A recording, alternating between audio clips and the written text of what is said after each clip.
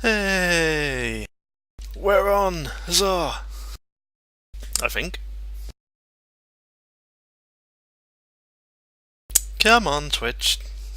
Ah, yeah, here we go. Lovely. It's all working perfectly. Good afternoon, everyone. As you can probably guess already, things are going to be a little bit different today. Number one, I've set my mic up slightly differently. So, kind of like yesterday, if something's coming across really badly, do tell me. Because I'll try and adjust things at my end. Same thing for like any in-game background music and things. If that's too loud relative to me, do feel free to tell me. I don't mind having a play around in the back. It sounds dirty, actually, doesn't it? Anyway, I've actually made my way back to my claim. And hi, Pessia. Nice of you to drop in.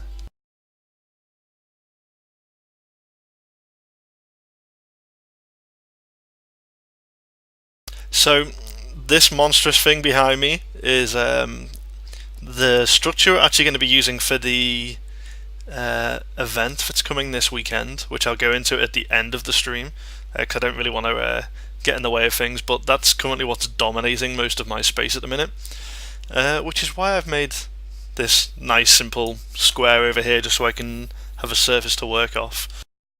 So, out of the 20 billion different bits and pieces that were shown yesterday, I'm going to be going through some of the bits to kind of show you the techniques for how to build certain things from what we saw yesterday. So like some of the things like the arches styles, how he was making things like the microvoxel walls, then kind of doing like the invert of that, so going from microvoxels to macrovoxels, and then kind of showing how, and this kind of married on to something that was on the forums as well, kind of how the new smoothing tool works differently with making cylinders, and then finally moving on to how Geektown made his spiral staircase, and showing a couple of other little designs I've seen with those myself. So, that's more or less what I have planned. I might end up doing some more bits and pieces as we chat through on the stream. But yeah, we're going to just hop straight on into it. The first one I wanted to show was something was asked of me on the forums, which is how does the new air option work with Tweak, and I'll give you a very simple example of this. Well, simple-ish.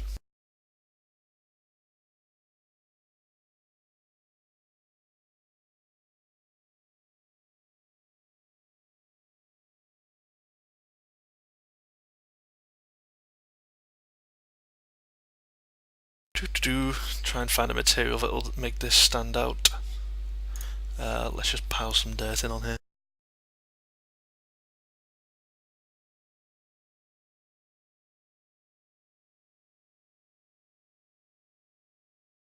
So, the way inlays and things used to work is you used to have to basically have a surface like this, and you used to have to basically create your shape out of voxels, do lots of little fancy bits and pieces here and there.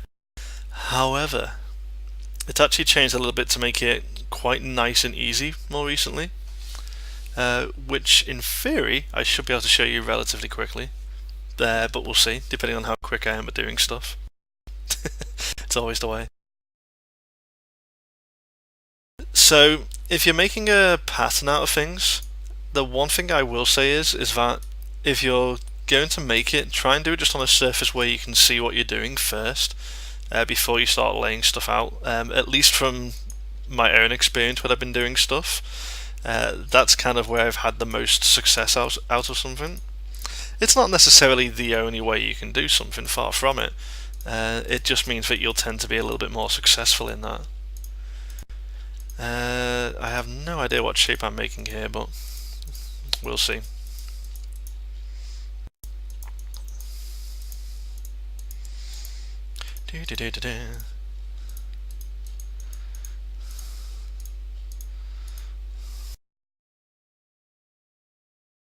Yeah, sure, I can live with that. See, people slowly turning up. Hello.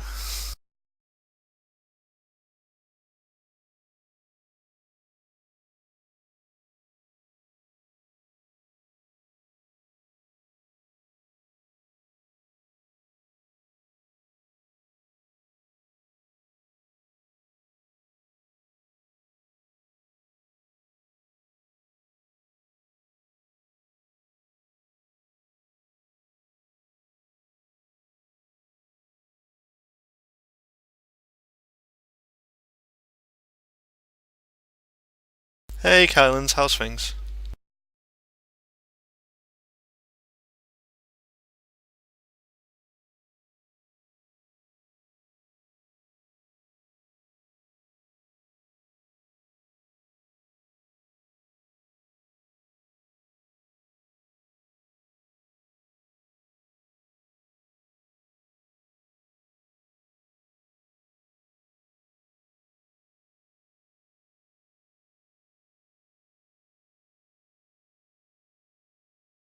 I probably should have done a more simple shape for this, but yeah.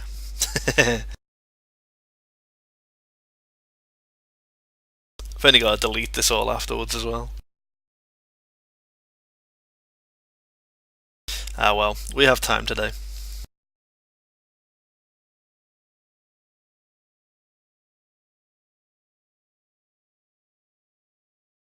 Yeah, working, right.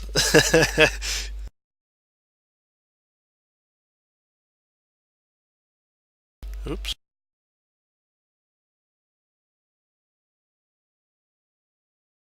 So, hey, Rackler.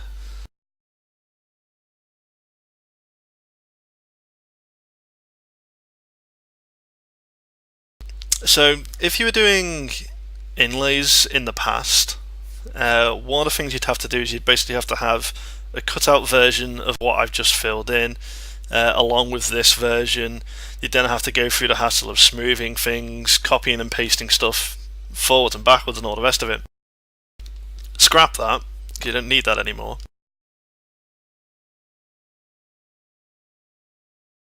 The only bit that you need to be bothered about now is essentially the main thing you're wanting to make your nice inlay out of.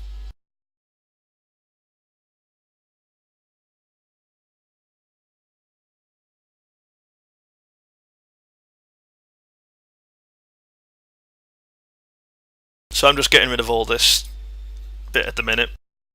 I probably should have made it out of a different material. I'll change that in a second once I've deleted all this nonsense.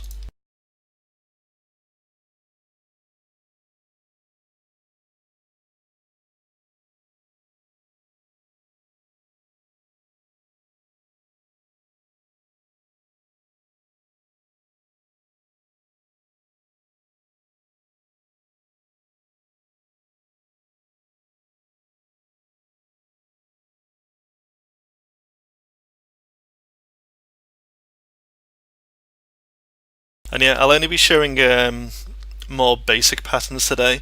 One of the claims that's coming up further down the line has a really neat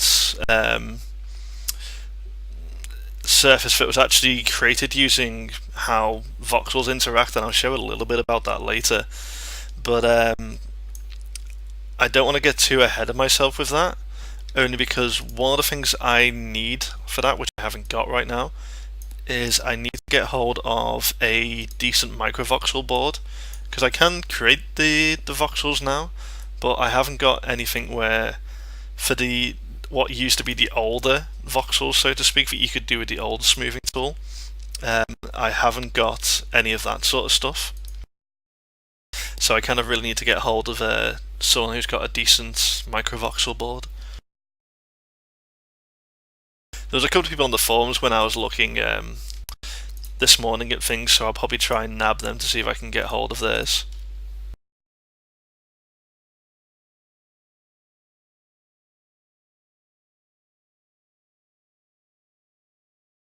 Right, let's put this as... yeah, let's change it to wood.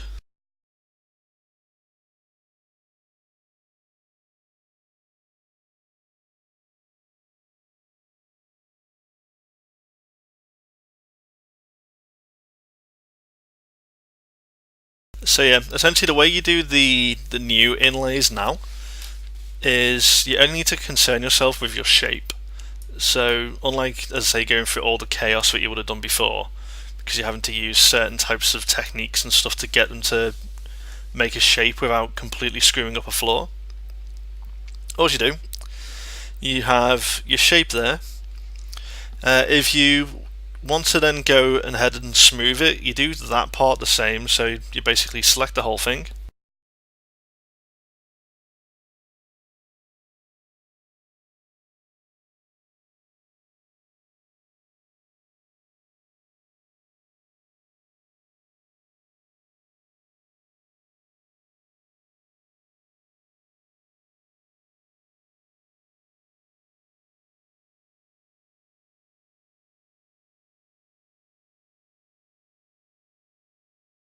You want to have somewhere between 7 to 9 copies of it all stacked like this, so you just layer it all up.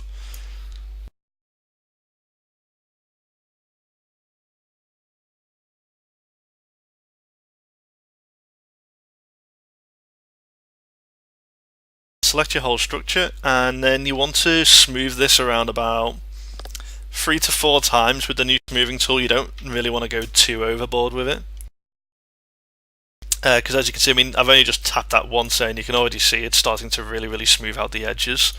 So just keep an eye on it just so you can see what it's going to look like. And yeah, that's more or less the shapes I wanted.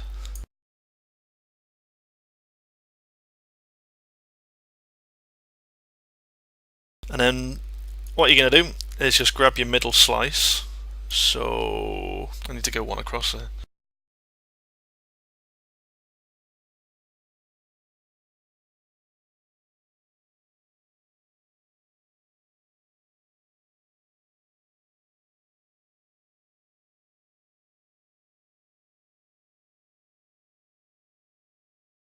Instead of just pasting the thing down, you'll want to go into this, which is what they call tweak mode.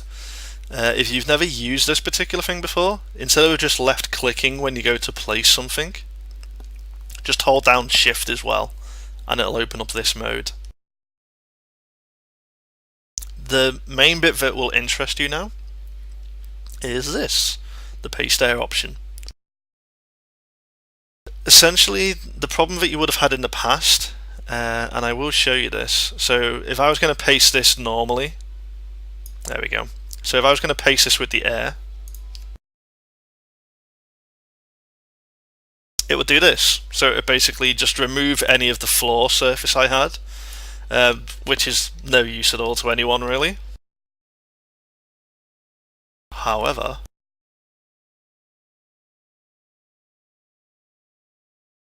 untick it,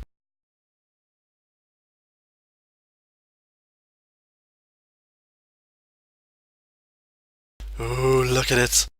It's so pretty. And yeah, effectively it just saves people an awful lot of time when they're doing inlays, so you don't really have to mess around with doing about 20 different methods and stuff anymore now. So you can just basically get whatever shape you want, copy it, paste it down without the air, and then you're pretty much good to go. And that pretty much marries across into everything as well. So even if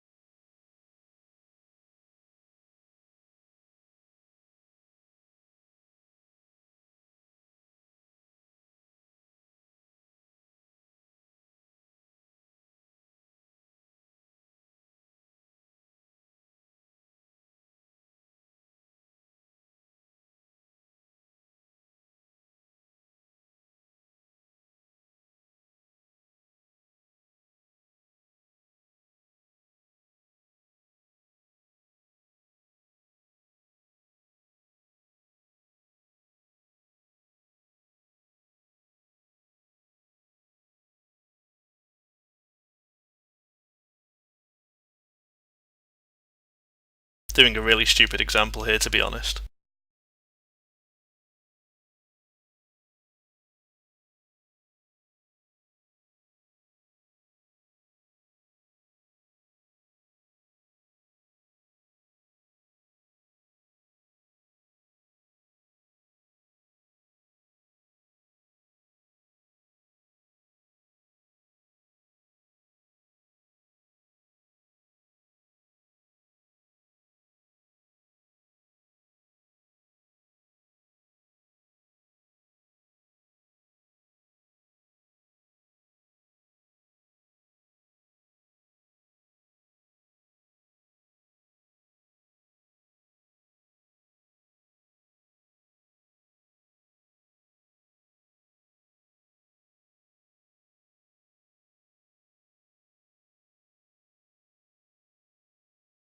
I do like this. Whenever you take like a microvoxel shape and start smoothing it, it'll start to like make funky little shapes and stuff. Oops, one too many.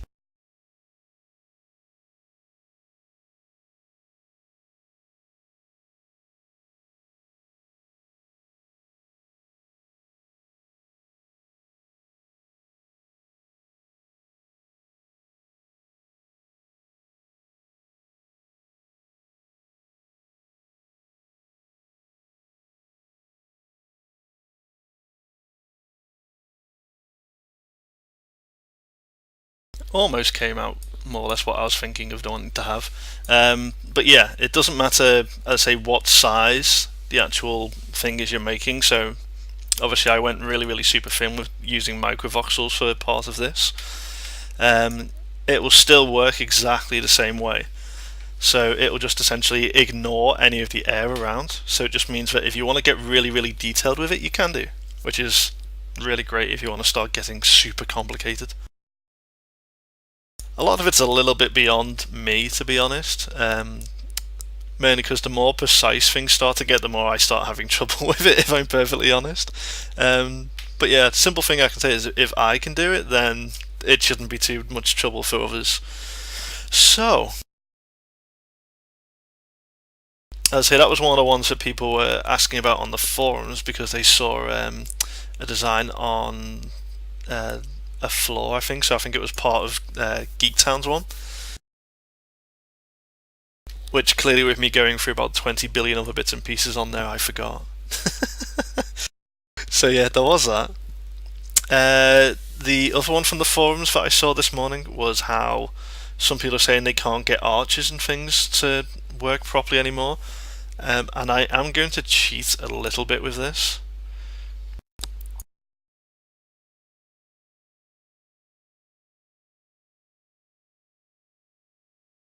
Where have I got?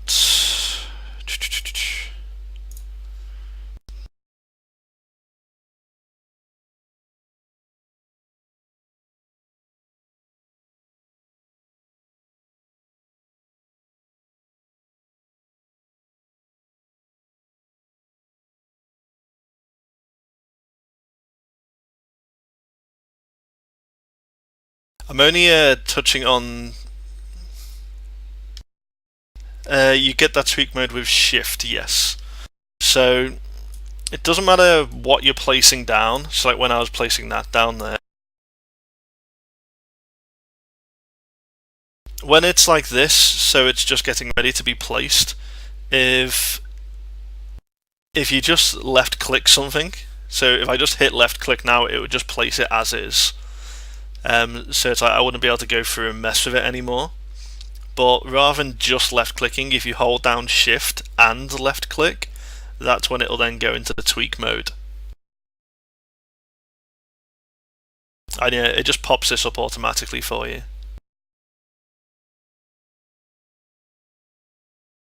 And actually, I'm still reading the forums as I'm doing this, you see, so I'm multitasking a little bit badly here.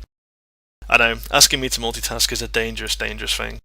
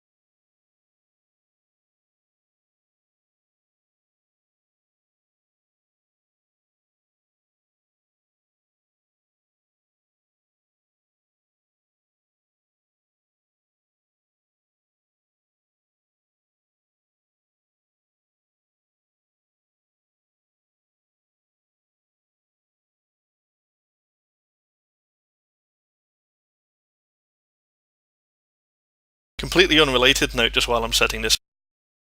Anyone a Man United fan? Going off topic completely.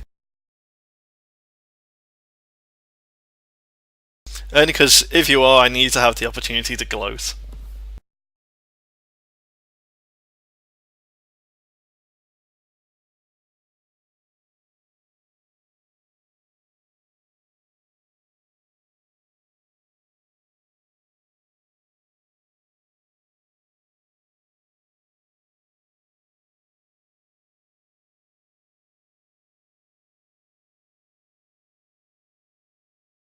So,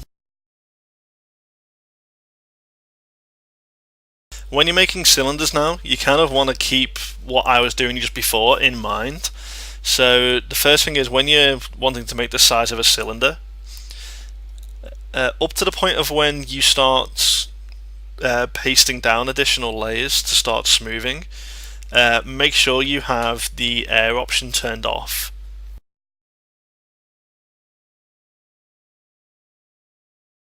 So yeah, once you start, so long as you have it unticked, the game will remember what you've done. So essentially, you don't have to keep going into tweak mode each time if you're going to be using a lot of the same stuff.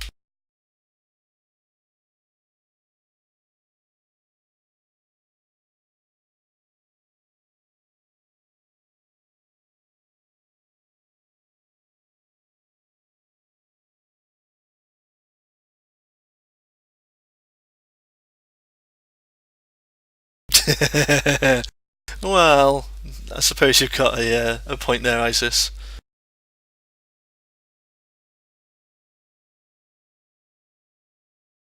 But it's fun to watch people squirm whenever their team's doing badly.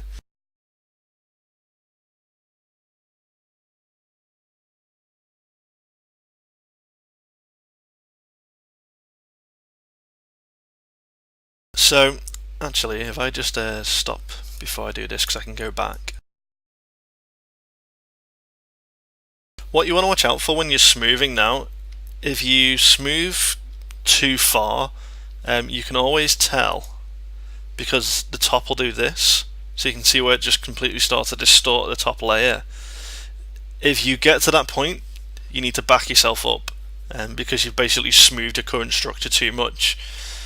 And yeah, so it's kind of one of the things where because the smoothing tool is a little bit more brutal, you just have to keep a watchful eye on what you're doing because you can't just kind of smooth things and go crazy anymore.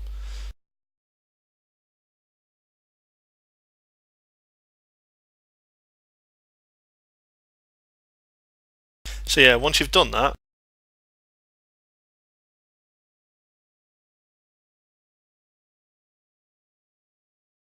I will use the bigger version that I placed down initially. I actually want to use that for a little bit later because I want to show that for making Geek Town's spiral staircase and showing a couple other bits for that, so I'll show that later. But for this, still take the middle slice.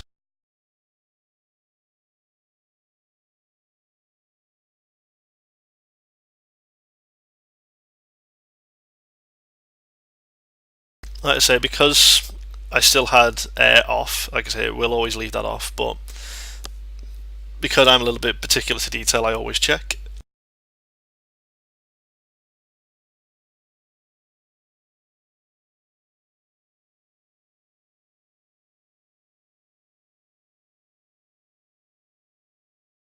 And you can see this isn't starting to look a million miles away.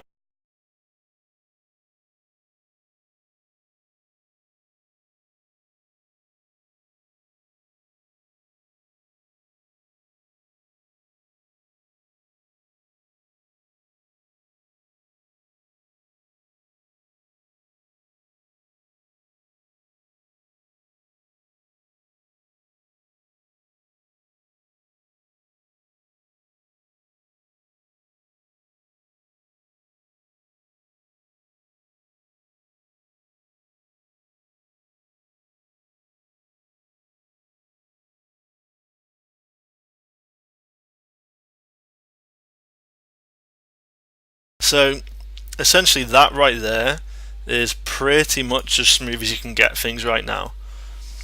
So it's still using like the sort of two-step method that's become the more popular way to create cylinders, just generally both before and after they changed how the smoothing tool worked. The only thing you don't get with the cylinders anymore is you won't necessarily get a consistent edge around it. You'll tend to get, like you can see on both of these corners here, you'll still tend to get a slightly pointed edge, and then if I scroll around to the other side again, at basically the points of where the game's still trying to smooth it out too much. But it's kind of one of those. I mean, I know what I'm looking for when I'm doing that, but at least if you look at it straight on, it's still perfectly fine. You don't really notice. But you know, personal preference and whatnot. God knows why, but it's kind of one of those things that a lot of people tend to pick up on. But yeah, for me, not so much.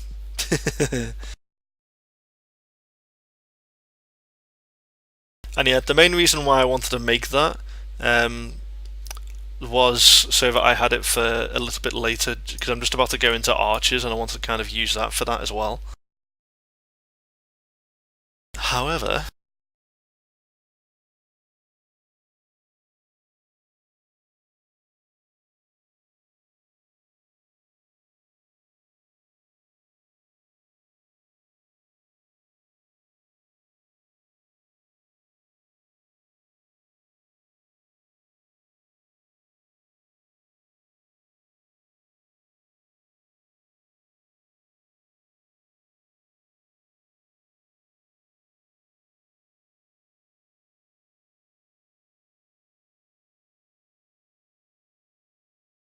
so the method for making arches is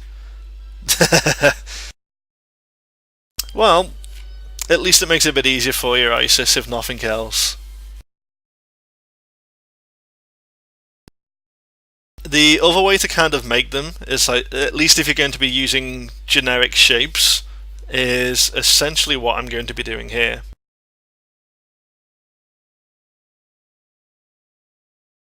And I'll actually show this.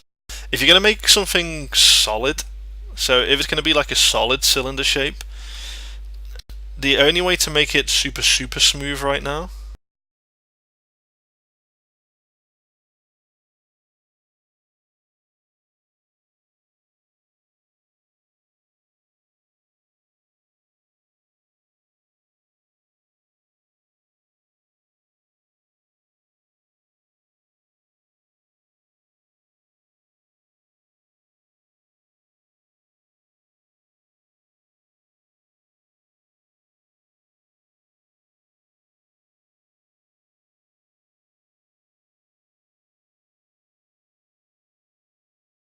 I say even doing it this way isn't exactly what I would call perfect anymore. Because you can kind of see the game's a fault of its own smoothing right now, because this is meant to be a perfect sphere here, but you can kind of see how it's flattening the edges of it. So it kind of looks like you've kind of just splattered a cylinder down on a solid surface.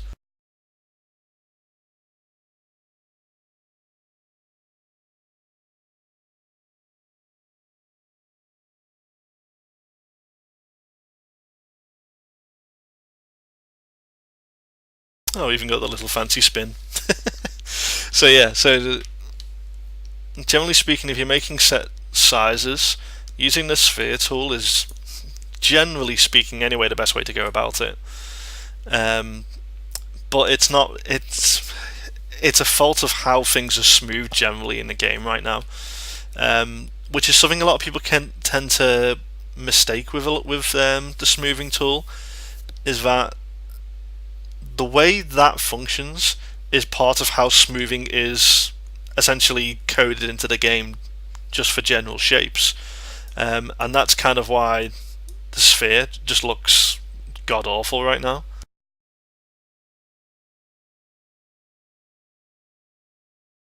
Bottom line, if you've got the patience to make shapes like this, where you can make your own custom shape and go through and spend the time smoothing things out, you'll generally get a better result from it.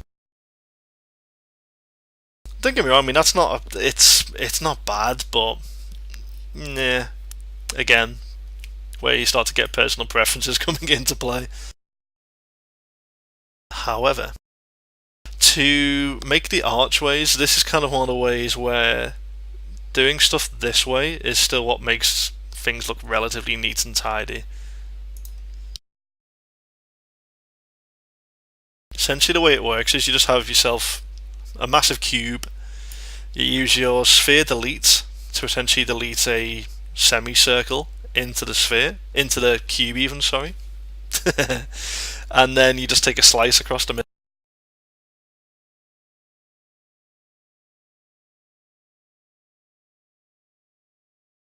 The only things you need to keep an eye on is that you need to have a couple of voxels either side, just so that when you come to start messing around with the shape later on, it just means that you won't get any distortion.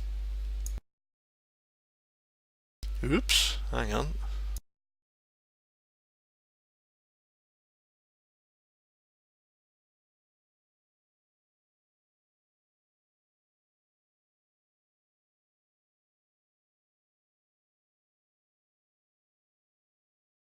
I am having a bad time selecting that today.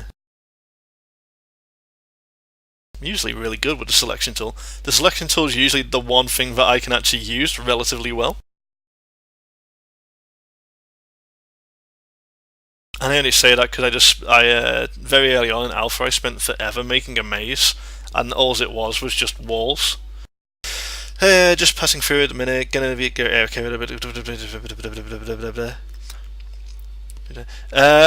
I would suspect, Refgor, that you're probably using the same one I am.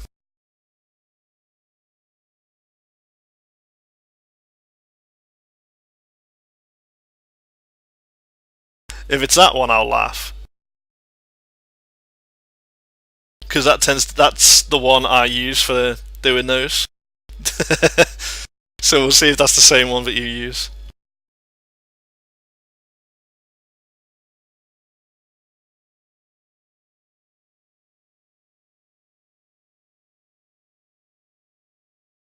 But yeah, I mean, anyone, if you want to like post links to things and stuff on chat, for links on the forums or anything like that for people, do feel free. I don't have anything locked off for people.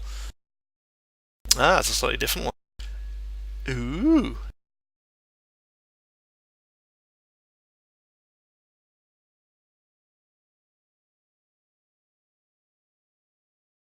Ah, this goes into 3D as well. That's neat.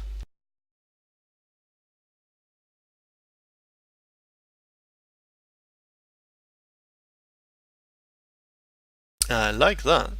Yeah, thanks for the link, man.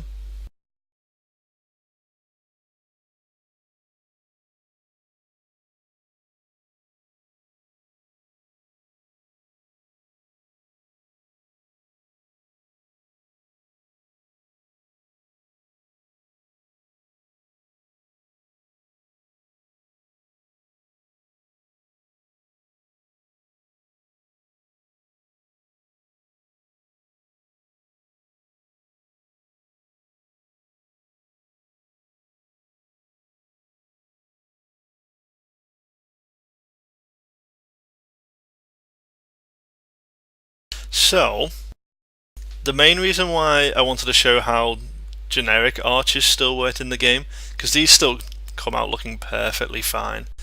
It's very hard to get these to mess up. The one thing where people have been having trouble recently, and it's because of how voxels interact when stuff's smoothed, is for making pointed archways. Now, the one thing you can't get away with doing, which is what you used to be able to do,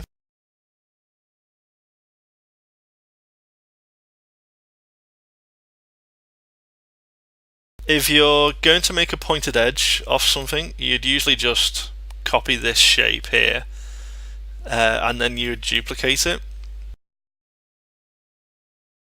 The one problem with that is, and it's one of the things that most people seem to be forgetting for some reason, I'm not entirely sure why, but most people are copying edges like this. So they're going, well, I'm copying the shape I want and then I'm just pasting it together. Basically, the game doesn't work like that now. If you want something to remain to the shape that it's been smoothed to, you have to leave a voxel on the edge. So where this point is here, so this point's going through this particular voxel here, I have to make sure I've got a voxel above it, just to make sure that it'll hold the shape, otherwise it'll distort when I place it down. You can give yourself a little bit more leeway if you want. It doesn't overly matter, but you just have to make sure you've got that clean voxel. Because yeah, if you don't, things will go horribly, horribly wrong.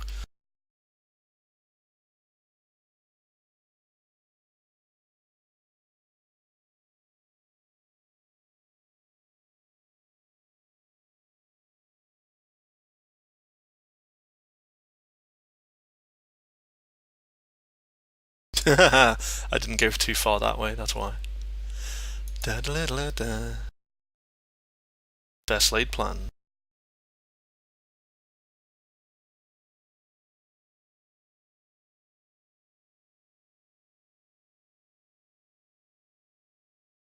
Yeah, hang on, I'll just delete that just so I can replace it because I overlapped.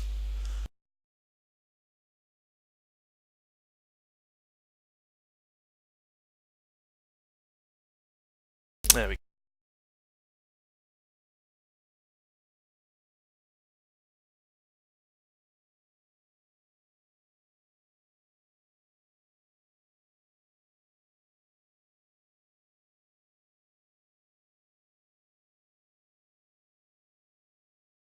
I've seen people doing it that way as well, you know, kind of where you have them touching closer.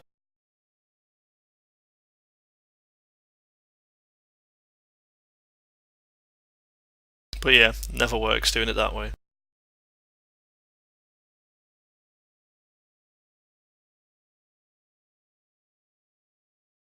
Yeah, it seems determined not to like me today.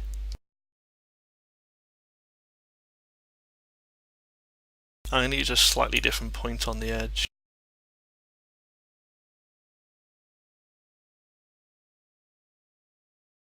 I wouldn't mind, I was literally showing this to people last week as well, so it hasn't changed in the course of a week.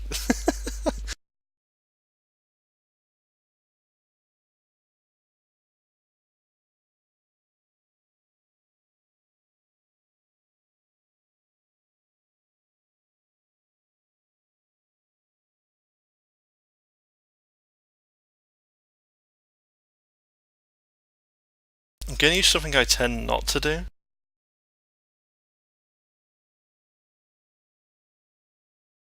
However, with it playing up, it might just help.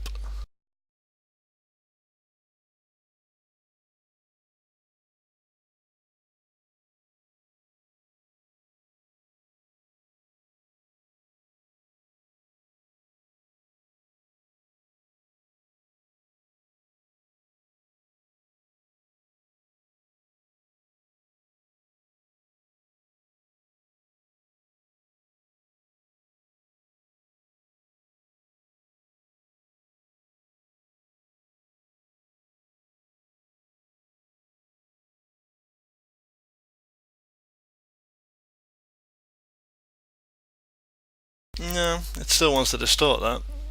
It's actually a little bit random. Anyone got a clue why it wants to suddenly start distorting pointed arches if you're doing it like that? Because I was looking at that on the forums today and I was like, I'm sure it still works the same way, but apparently not.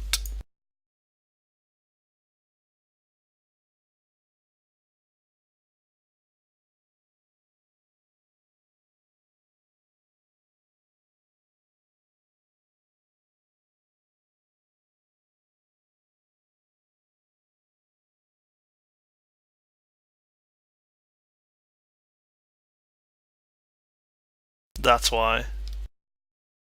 It's got a distorted edge on it.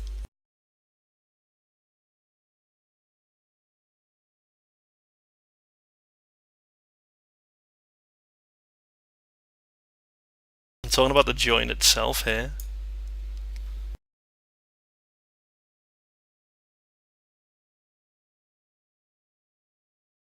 need to actually try and grab a bit that isn't. Hey, Sarah.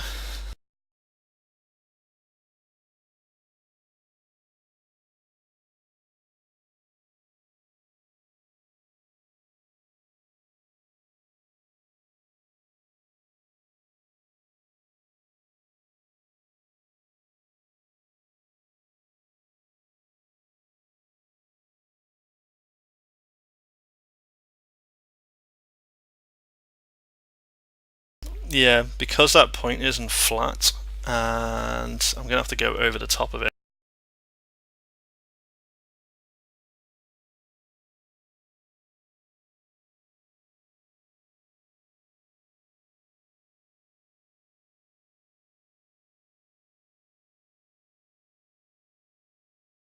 Ain't it nice when things work?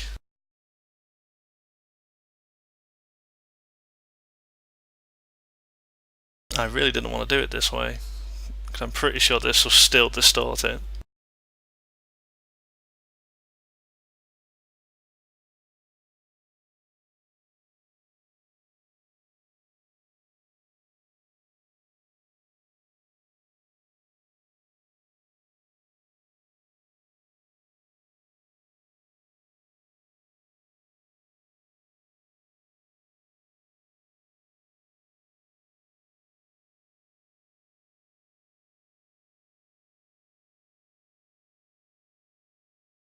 Yeah, because kind of warp back if I try and do.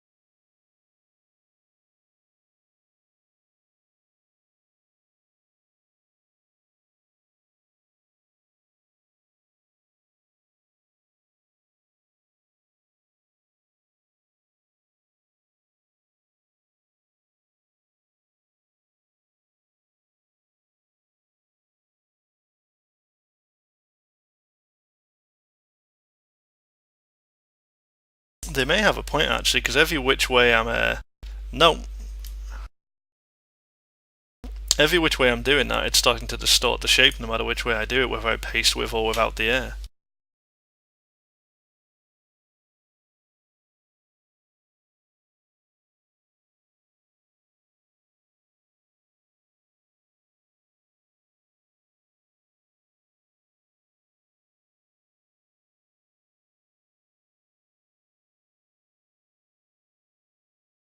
On that bit then it was, yeah.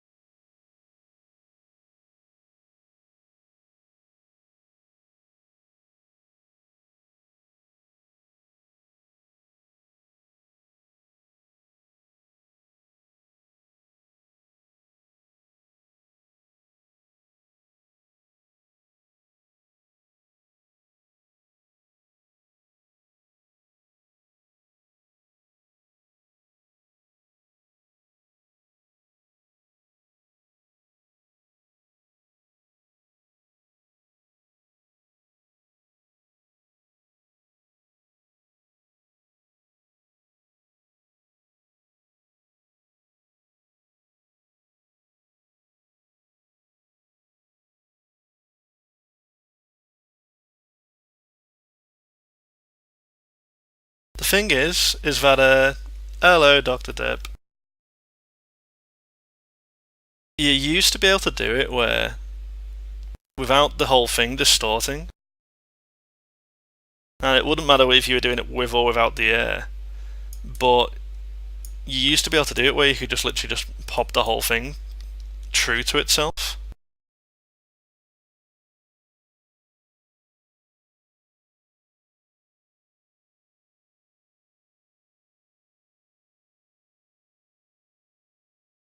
but you're essentially left with that voxel gap at the top otherwise if you don't want them to touch now.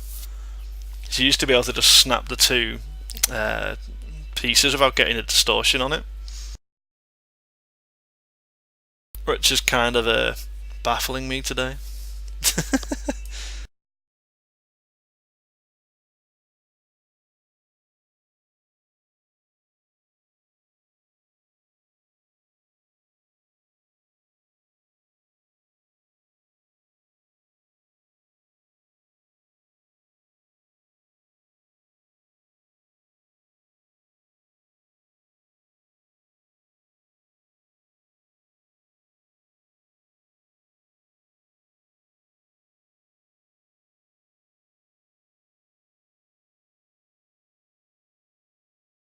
I just wonder if it's playing up because I copied the original bit off without a.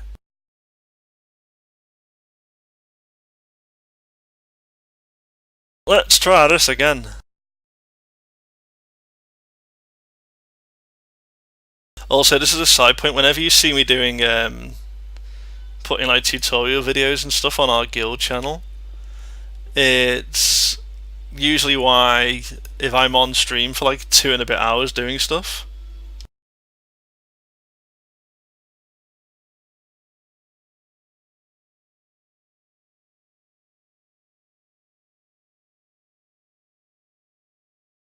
It's why like a 2.5 hour stream will suddenly get cut down to like 5 minutes. Now, I have a feeling it might be the original slice that's at fault.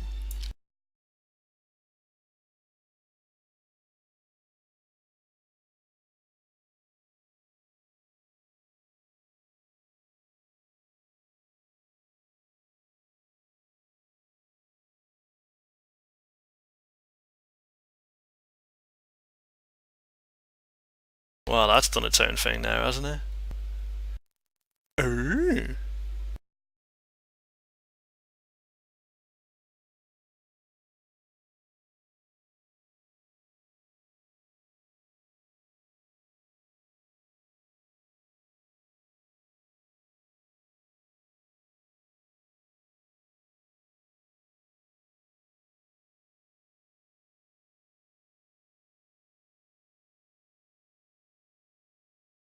That's nicer.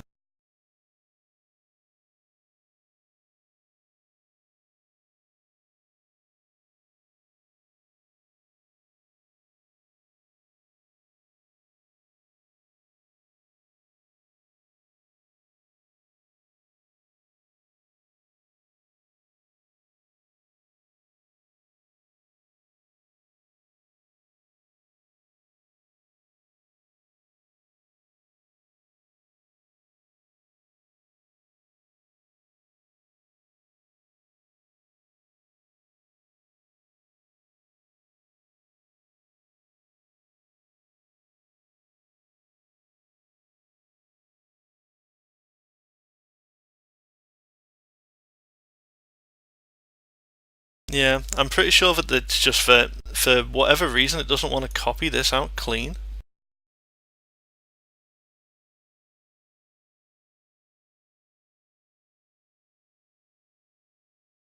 The reason why it's doing it is this edge here.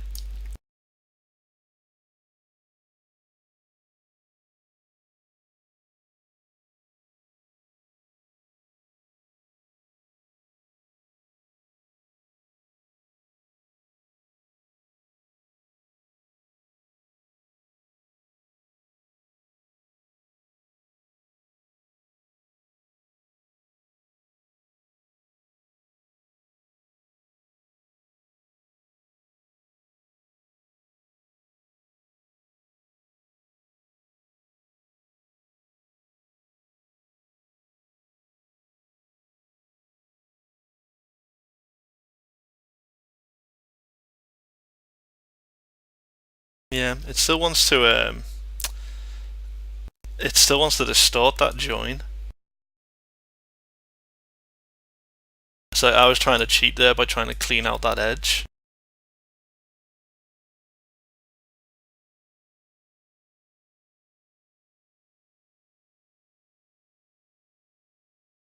But this little tiny bit here that's come along with the copy, which is technically outside of what I'd selected.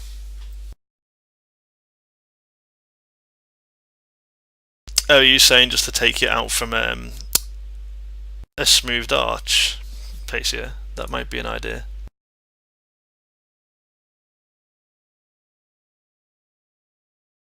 Yeah, I think you might be right, Dr. Derb. I think it's just because, I say, because I was showing someone this exact thing last week, so it might just be because of what they did with the last patch.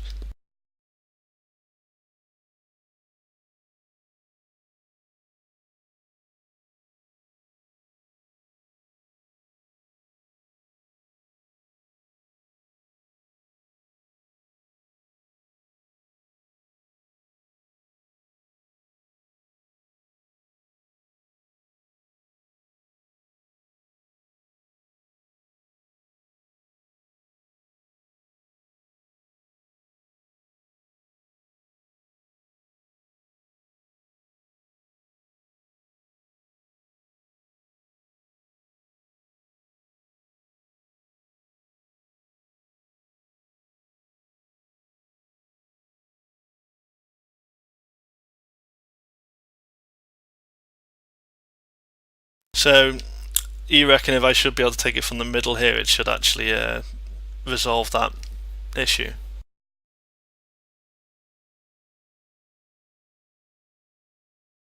Let's find out. Hi, Everbrilly.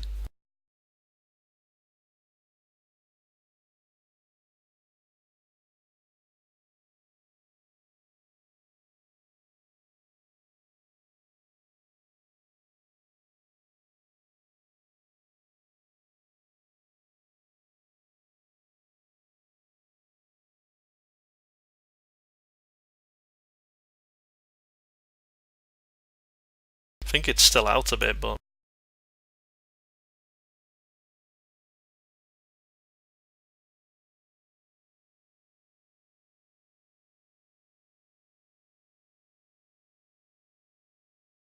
at the end of it, not the middle. Always have time for questions, man. Might not know the answer because it seems like things are determined to break on me today. But go for it.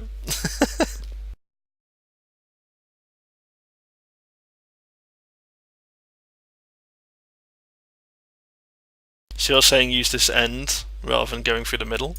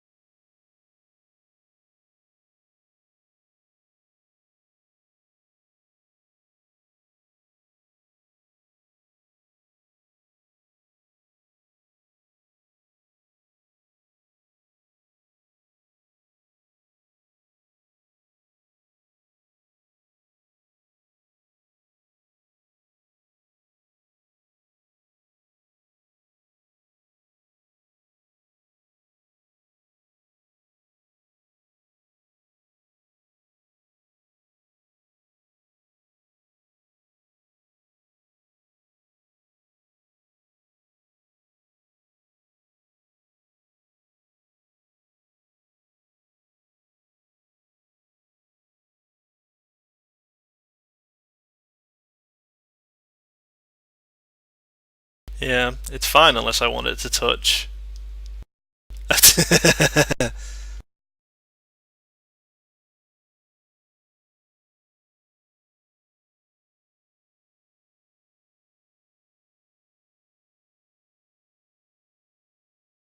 Yeah, it looks like at least for doing the pointed shapes off pre-done things, the only way I'd probably say to do it to get around that now is rather than using the generic archways would be to actually create your own shape.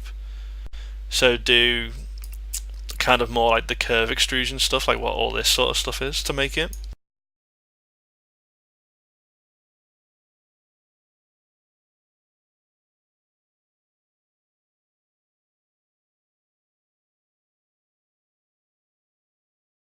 which is mildly annoying at best.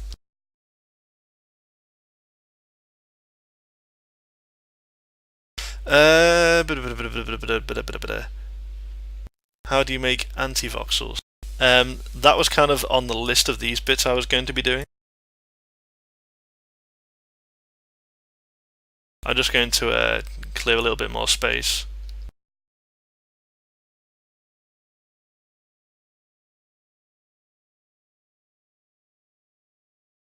I think they've already said that they're pushing the update until Thursday now as well, so there won't be a fix in until Friday for pretty much anyone in the EU sort of time, which sucks.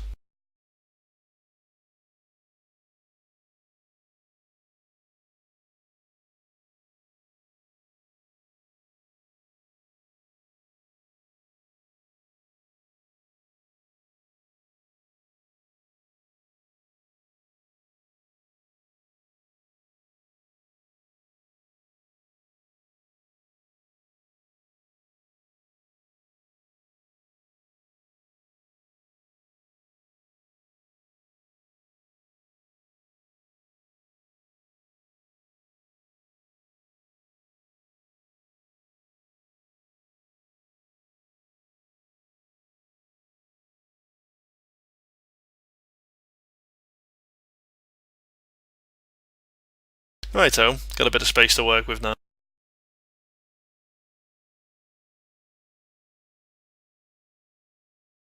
Now, hopefully, pending things determined not to work for me today.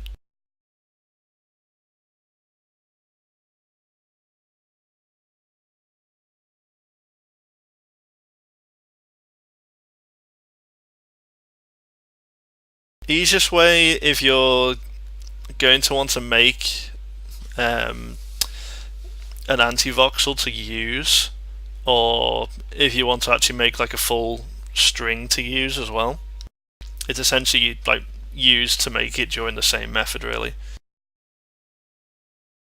So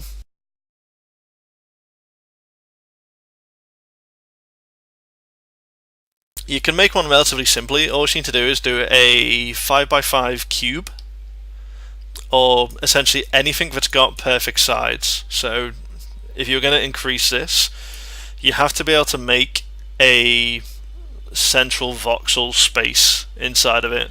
So you can go up evenly, but you always have to have that voxel space in the middle.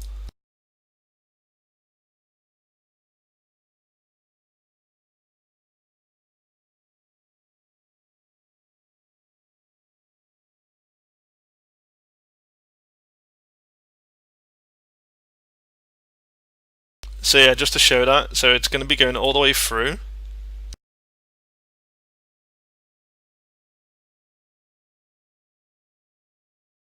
You just want to make it out of the middle like that.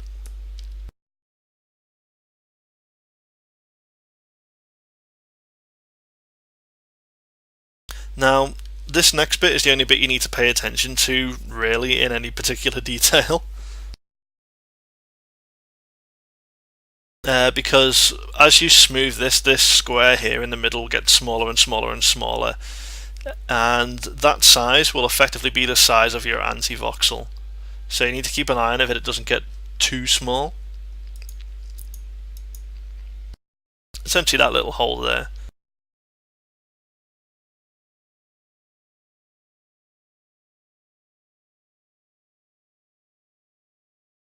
And from there, it's essentially just a matter of copying this middle.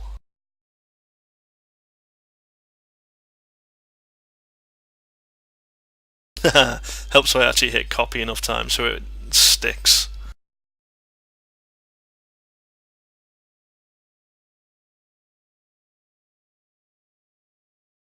There we go.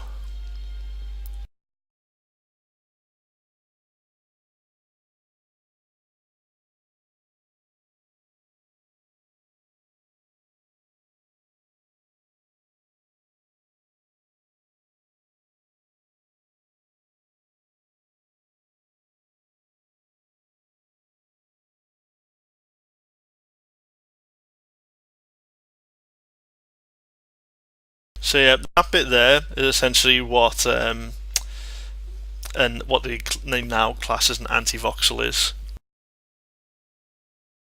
The only reason why they've become useful, Vibrilli, is purely in terms of how they interact with the world. To give you an idea,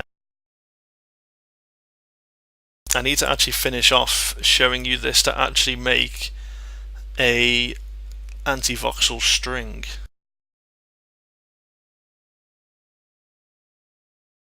Which is the reason why I actually made 2 copies of this. What you want to do on one of them, where you've got the middle selected, so this one here,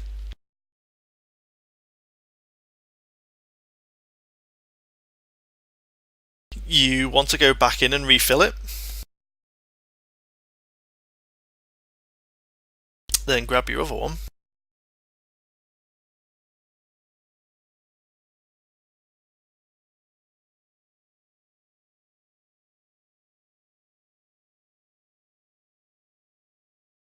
And you want to copy that slab and paste it once in front and once behind of the thing you've just filled.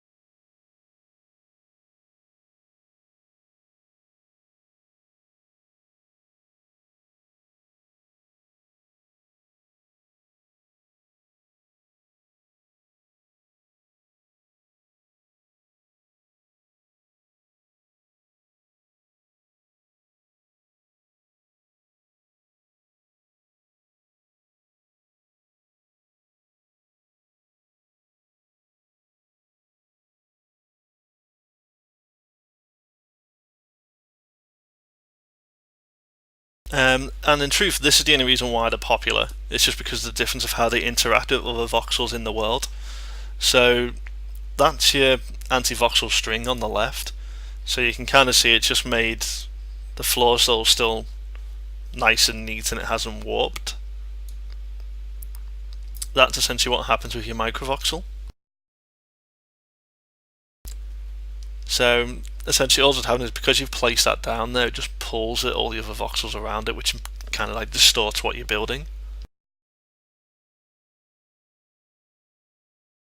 And yeah, that's why the anti-voxels become stupidly popular.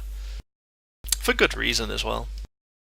Outside of like the floor interactions, everything else kind of works the same way.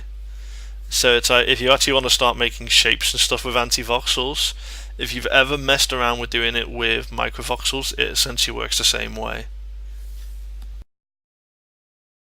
Yes.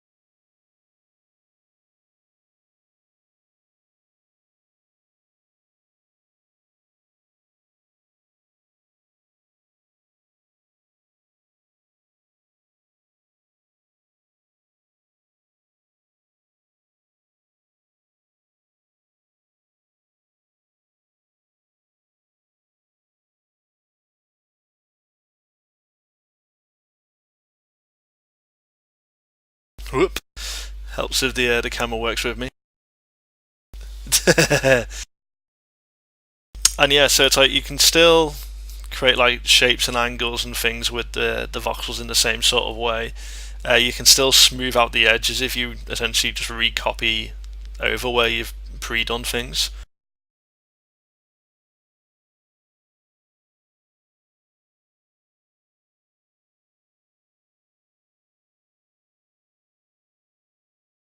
Any of the shapes you make still copy over as well, so it's like if you want to start making funky shapes out of stuff, you can do.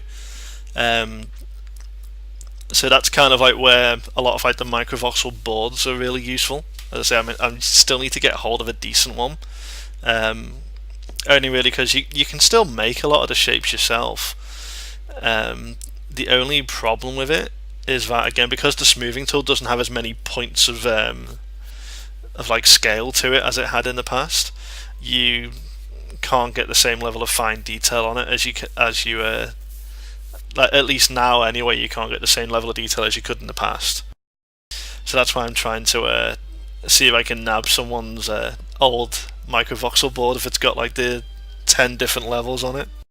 So I'll probably end up nabbing one of them at some point.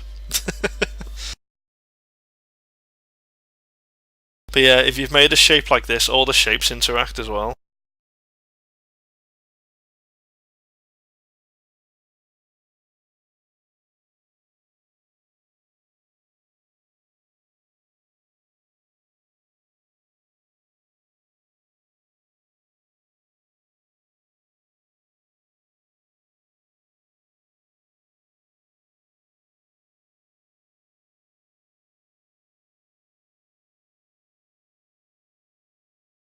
So it's like whenever you want to start making like different style shapes. I can see what it is. I know it. Ooh, that'd be neat if you've gotten to hand, man. As I say, I've got space around for them to be dumped down on, but I just need to get hold of a decent one. I won't need one now so much. It's just more for further down the line. Because I'm kind of thinking ahead a little bit as well, because one of the claims coming up has a really intricate floor on it. And I know the way you can do that is essentially taking voxel. I'm forgetting the word now. Yeah, voxel pyramid is the thing I'm thinking of. So it's like rather than having like a more of a 2D shape like these, having like a more of a pyramid point, and you can basically go down and like just place it on the floor. Give me a sec, and I'll sort you out with some access on here so you can place.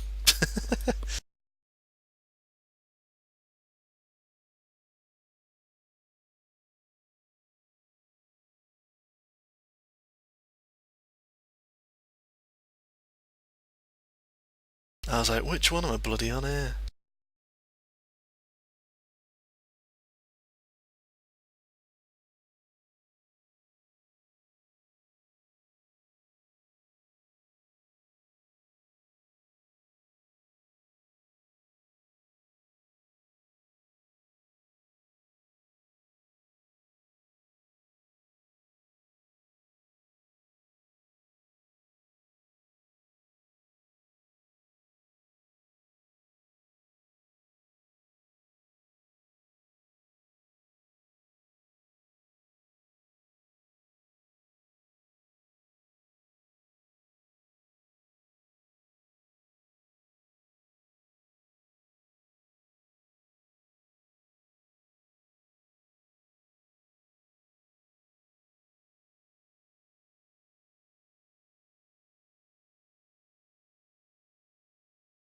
I was going to say placing these, and I was like, I don't think everyone's seen these sort of boards before.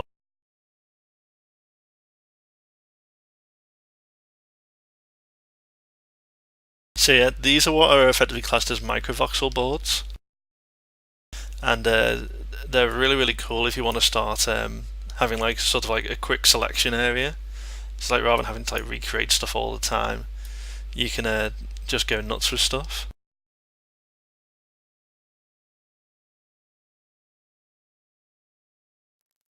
So along with like your standard materials all up on here, You've then got like the different styles of voxels all up and lined up.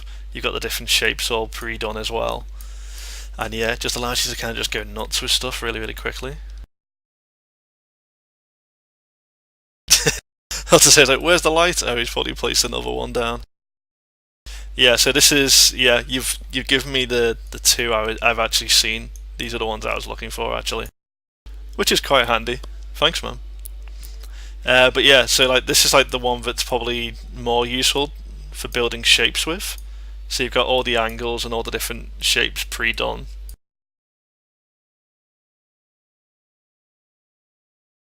And you can just basically go through and select what you want.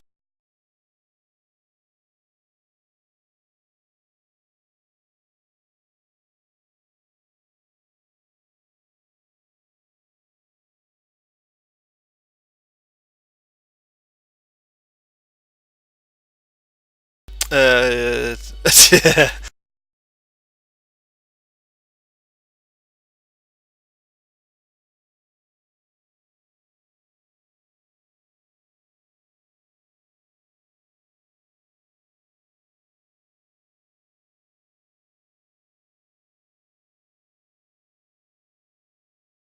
Oh, of course, I fell off the bloody thing.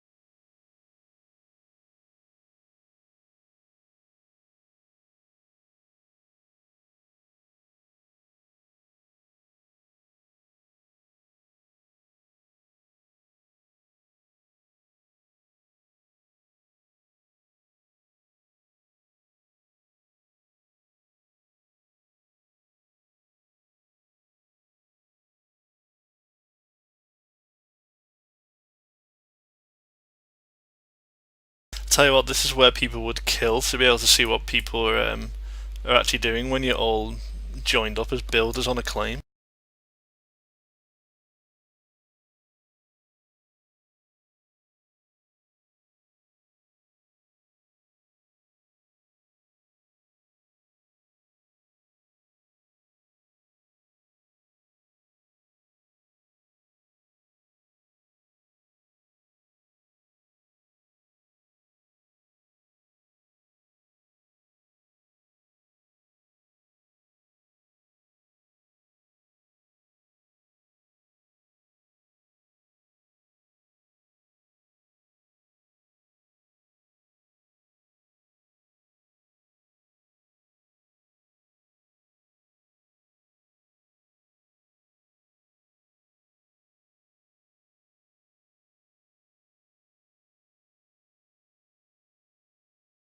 Hey, Pasta, how's things? So yeah, much thanks to Dr. Derp, 'cause I'm guessing that's you in game there, Vexus. So thank you. It'll save me a journey during the week when I need to go get him. Chaos.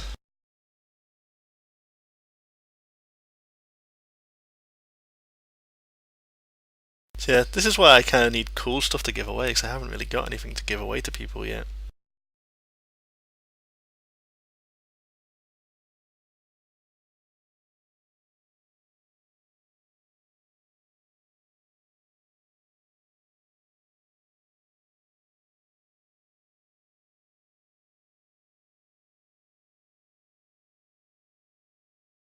Mind you, I mean that's kind of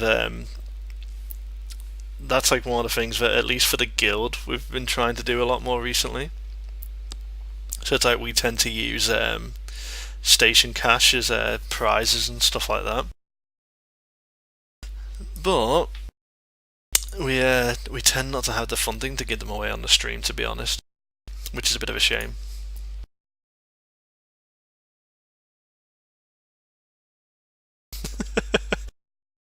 You're just causing chaos down there. And yeah, I probably end up repurposing it into like just one big one. So like basically just popping them all down at some point. But yes.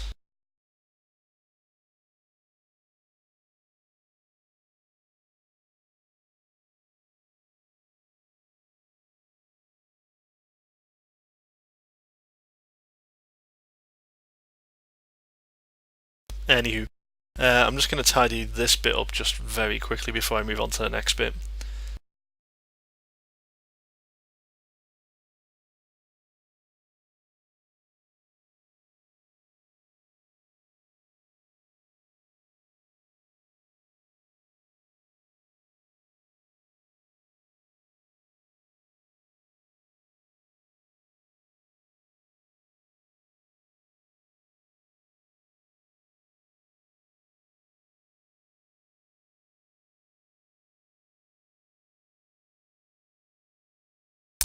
He's having a wander around up on the bit he's up on here. This bit that says Hotfoot on it. That's for the community event.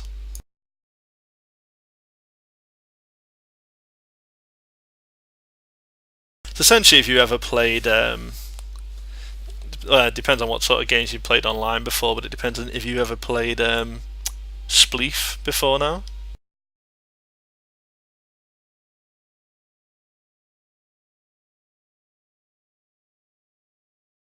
That's essentially what that is.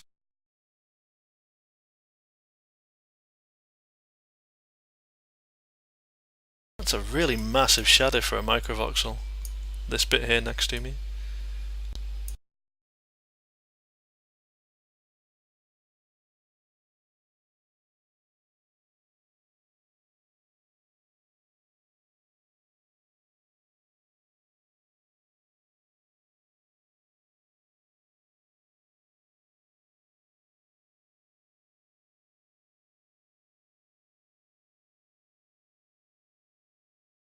And yeah, because I want to kind of touch on when I was speaking about this.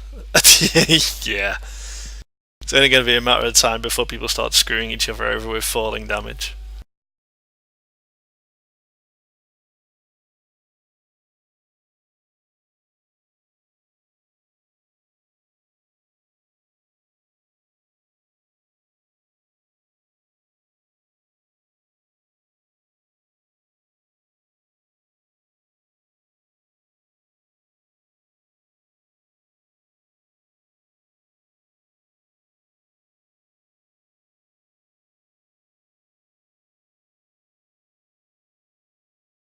So yeah, I wanted to use my wood textured microvoxel just so I could show this very quickly. Because this is kind of one of the latter things I want to go into just briefly before going into the spiral staircases, which is the last thing I kind of want to show. So, effectively, this is the reverse almost of a microvoxel. These are essentially what people are classing as macrovoxels now. There's a couple of different ways you can make them, but fundamentally all it is where it's like you would have had a normal size voxel, and then using either microvoxels, which is what I've done here, or the super duper fancy way of doing it, using anti-voxels so you don't get distortion.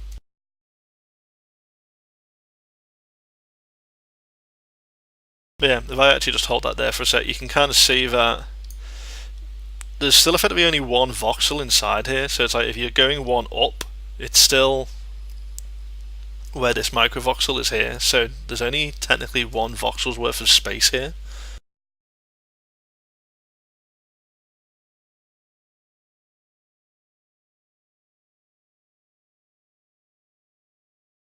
And that also marries across to here, so when you've got it selected you can kind of just about see in the middle it still only shows as a single size voxel.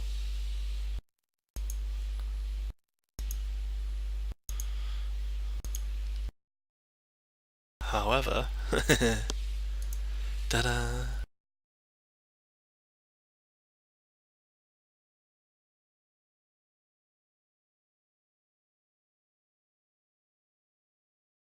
And yeah, so it's for one, they look like a bigger size voxel, so it looks like a 2x2 voxel size,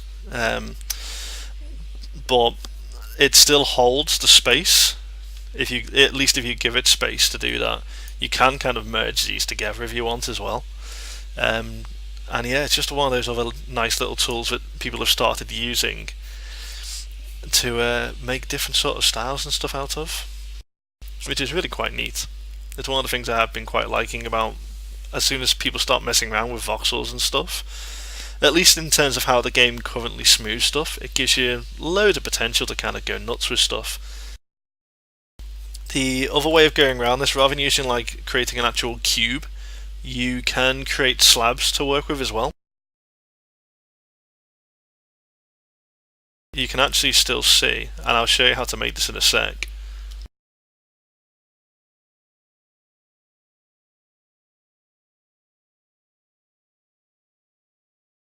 I was using them the other week to start messing around with putting a little bit of detail on the edges of these.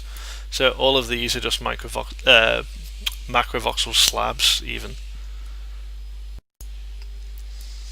So yeah, I tend to quite like using them to so it's like it looks a little bit more like grouting kind of thing if you're placing down tiles. Fully enough, Dr. Derp, I kind of want to. I kind of want to make a sort of like beach house kind of thing. I say that all the way knowing as well is that the main reason why um, none of our guild tend to be out in desert areas anymore was that we were using the sort of desert biome all the way through alpha, and everyone got pretty much sick of it. And at least I myself personally, I had a massive rendering issue for the desert biomes where the sand would come out red.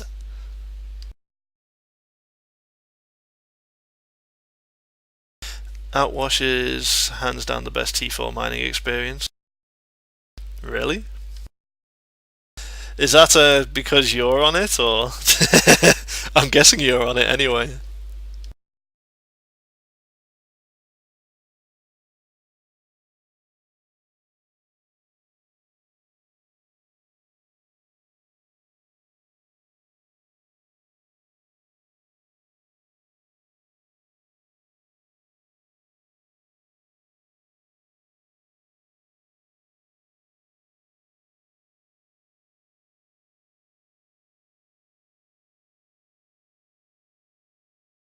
Well, say that now, and they're going to change the whole thing when they bring in the caves and water anyway. So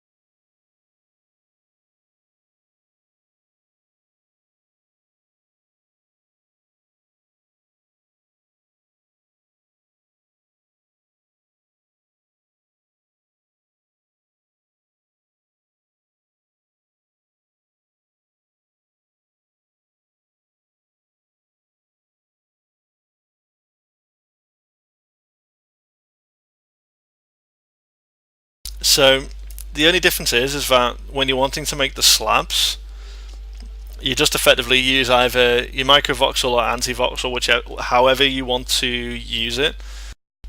You basically just place them around the edges. The only difference is rather than doing it more 3D like this around like the top and bottom corners kind of thing, you basically do it across a single plane and it just stretches it out into a flat, which is nice and easy. Still only takes up one voxel. Actually, let's change the colour of that.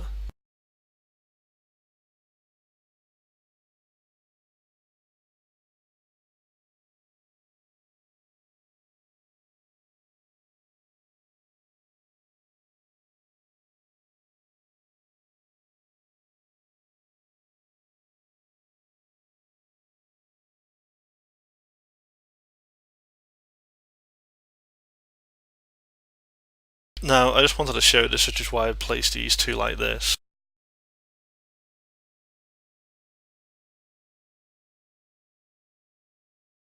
The reason why not everyone makes these out of microvoxels anymore is that the slab will basically take on the behaviors of whatever you've used to make it out of. So because a standard microvoxel distorts, so do these.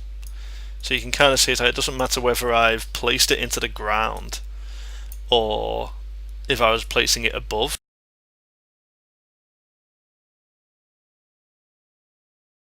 If I then take a slice of where the floor is there, you can kind of see this one, the one that I embedded into the floor, kind of sinks in. And the one I placed above, exactly the same as a normal microvoxel, just pulls the ground around it. Which is why a lot of people tend to prefer to use them for it's hiding behind there. Which is why a lot of people tend to start using those with antivoxels. But yeah, each to their own. In truth, when I say the ones I've got over there on that wall, I just did very quickly with using just standard antivoxels. Once you start stacking them, at least on a thin wall,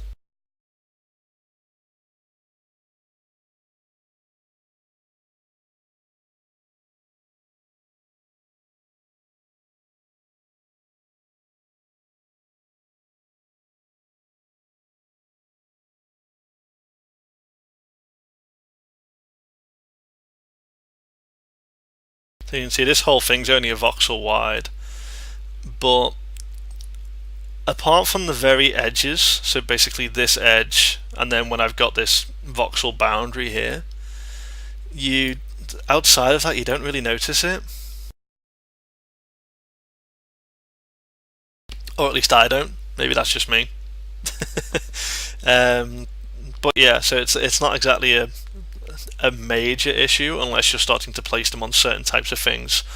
Like I know a couple of people have started doing them with like stupidly complicated floors, where like they've kind of used a combination of creating macrovoxel slabs and then going in to change the shapes of them with different style microvoxels, and then also making sure it still stays out nice and smooth by actually using antivoxels with them. So it's just there's certain points where it's above and beyond the levels of stuff that I can do, to be honest. But it's neat to watch them do it all the same.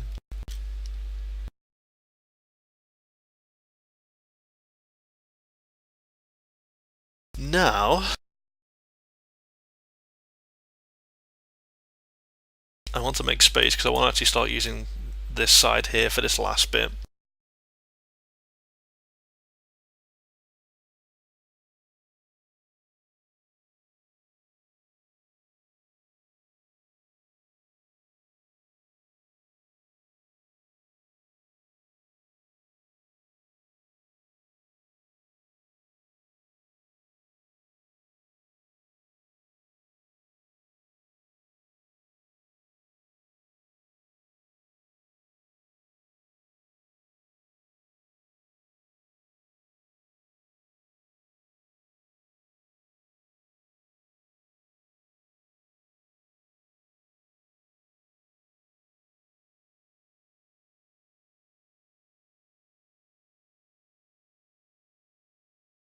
See you, Sarah. Sarah's actually one of our guild members. So, comes to the spiral staircase.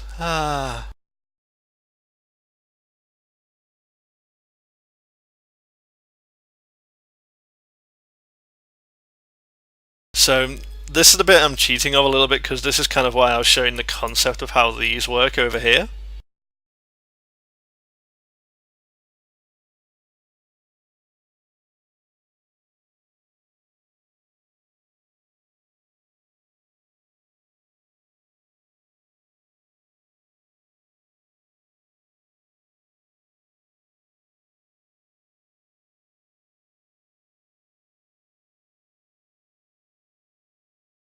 Here's a bigger one I prepared earlier. So,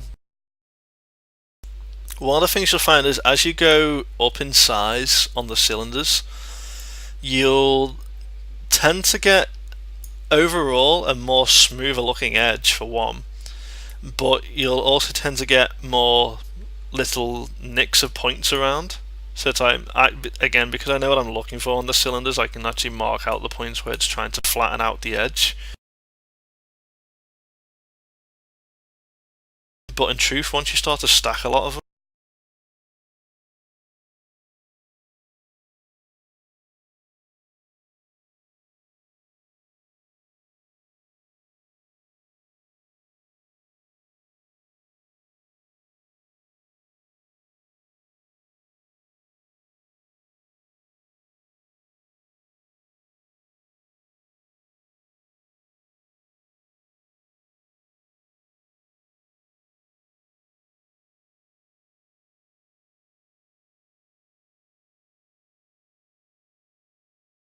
so yeah, as you start to stack it, you'll notice it less and less. But I mean, like, you can still see points of this where it's starting to try and flatten out the edges.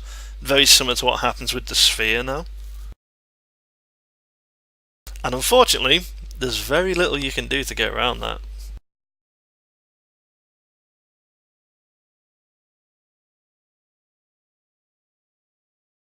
However, with your cylinder stairs these days, there's two main ways I've seen people generally build them. And again, this kind of comes down to people's own personal preference.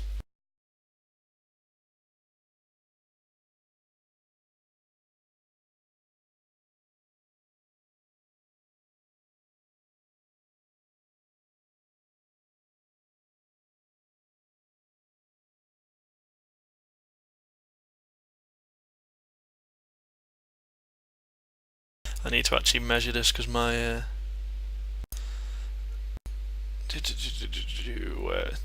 this is a 31.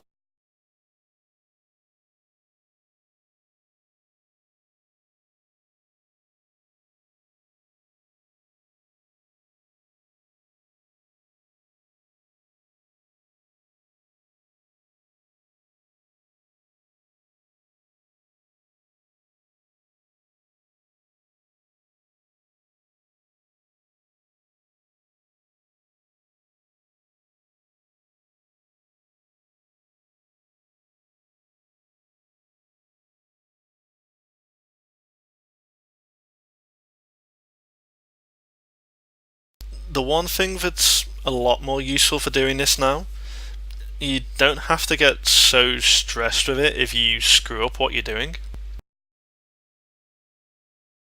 To the point of where, at least in the past, if you were going to be making these sort of shapes out, um, you'd effectively be screwed for corners, and I'll show what I mean by that.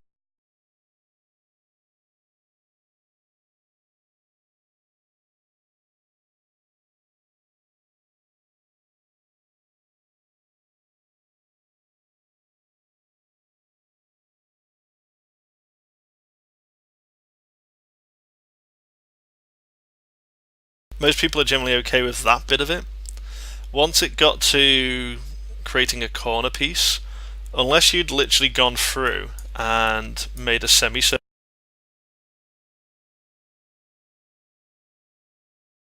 or a full circle. So if you didn't have something like this, so if you didn't actually have the pre-done shape where you could effectively just copy and paste it in,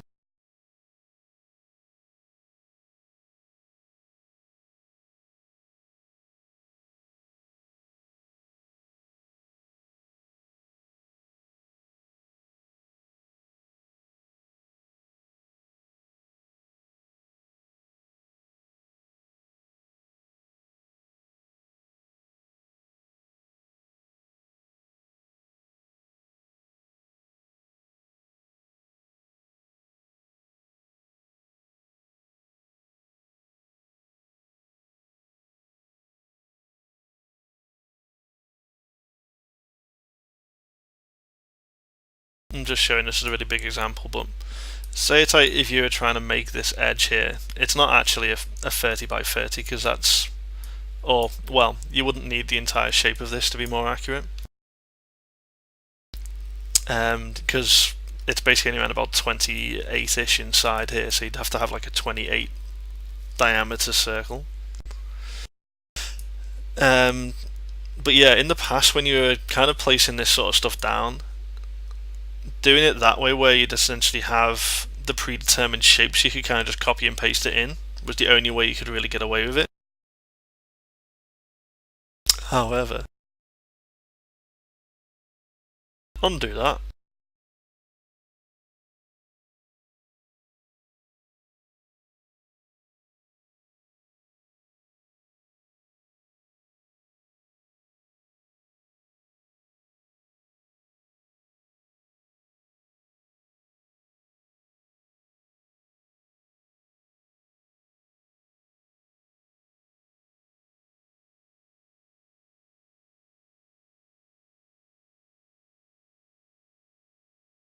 Feel free to do a really botched job of deleting this on here.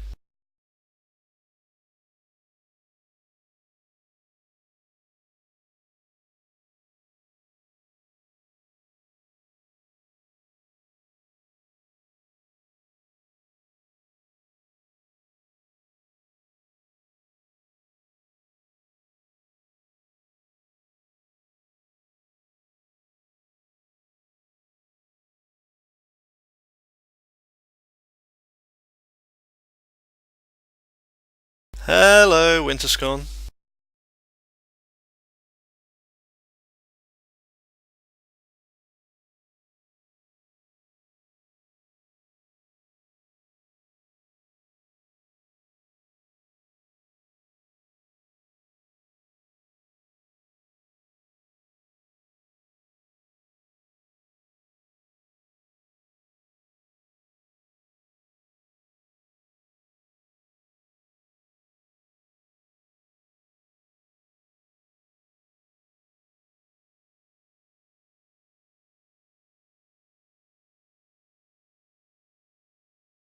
So yeah, because you can have the option to remove that air now from things, you can basically just do like a dead quick, just smack a corner on and then re-smooth it back out by replacing the template down. You never used to be able to do that, which is why people came up with about 20 billion different methods of trying to make stairs where you could go around a cylinder. But yeah, you just don't need to do anything fancy anymore nowadays.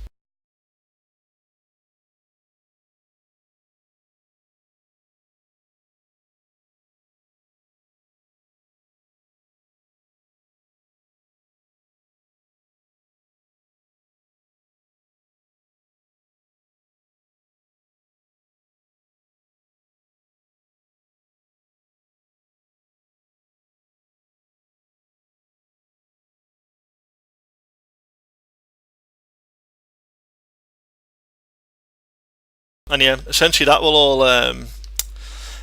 all hold the shape as well from here on out. So it's like if you literally took this slab and then just copy pasted and rotated, you could kind of just go nuts with it. So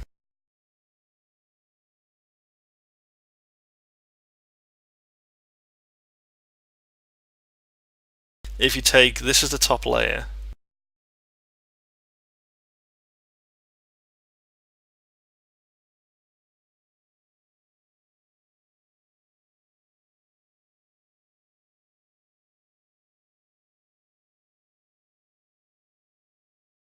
just want to make sure you don't miss out any voxels.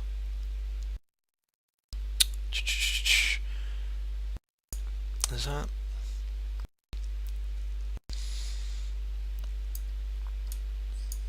Yes, lovely.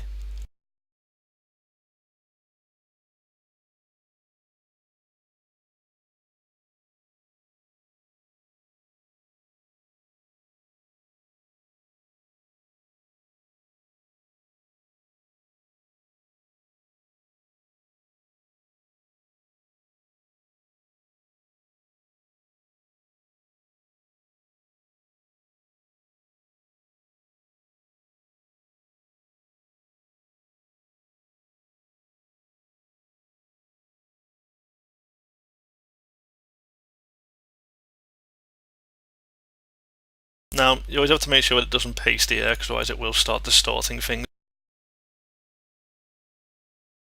Essentially, just like if you were going to place like a more simple structure, because it's essentially just this perfect angled shape now that you can just mess around with, you can just keep on going.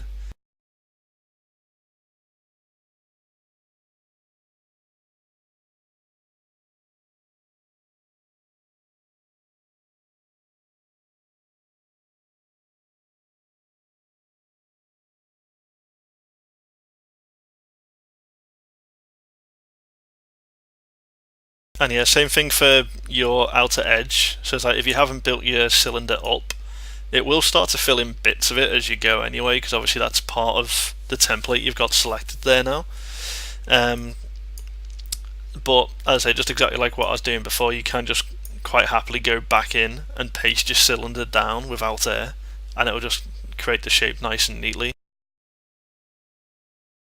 As I say, you can kind of see it a lot nicer off this top shape, so nothing's been distorted along here at all, so it's actually kept a completely smooth edge, but then you've got this exact shape here as well, and it keeps it all looking nice and neat. So yes.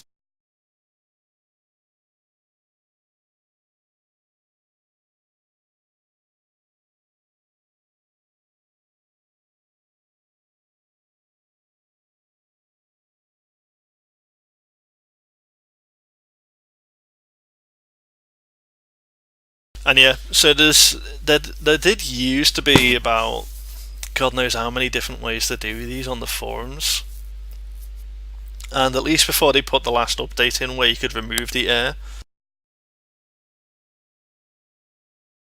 essentially it used to be exactly the same as what we have here now, but you'd have to basically copy and paste in each quarter circle each time, and if you screwed up the edge of the cylinder, there was no way to go back in and fix that. Whereas, now it's all an awful lot easier. It does make life a lot nicer. And yeah, the reason why I was double checking this method last night um, was that it was essentially what Geektown was using on his spiral staircase when we went yesterday. So yeah, I say they're not that hard to make now. Oop, I think Moobot's misbehaving. Bad Moobot. So yeah, these aren't too drastic to get anymore now. They did used to be in the past, but yeah, not so much nowadays. The the main reason why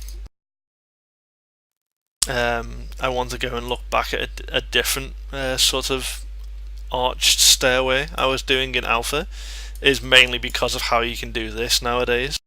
So it's like because you don't have to take into account of having to leave space for air and things, it does make life a little bit easier for making more complex shapes. So I might end up eventually going back in and making a really big grand stairwell I was making way back in Alpha. So I may actually go back in at some point and start tweaking that. However, at least for his particular stair, that's all I wanted to show.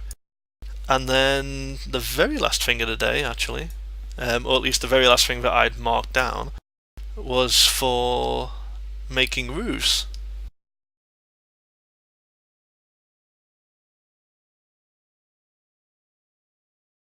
Mainly because I got obsessed with looking at his designs of his roofs on the claims last night. So I'm just going to again just wipe these out just so I've got space on this side.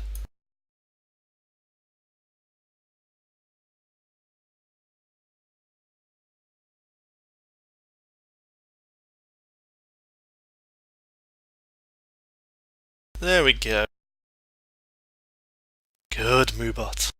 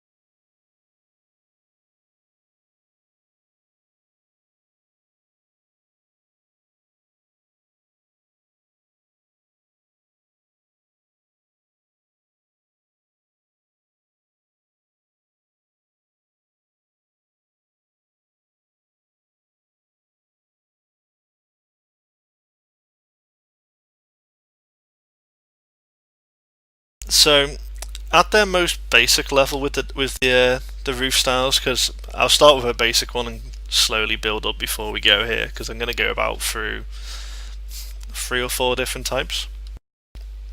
I think, maybe. We'll see.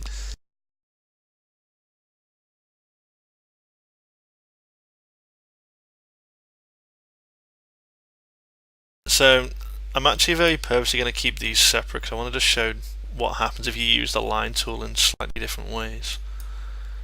Yep. Do, do, do, do, do.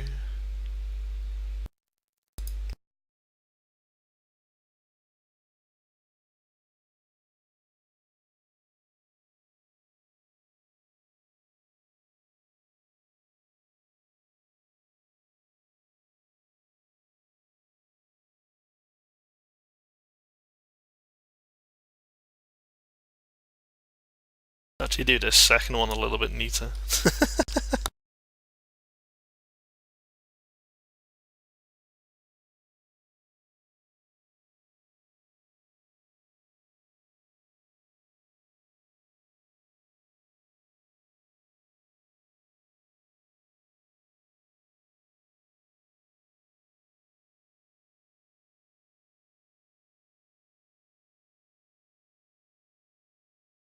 Okie dokie. Well, one of the basic things with the line tool now, which is where, again, it's a little bit easier these days, because the line tool in the past used to really warp whatever it touched.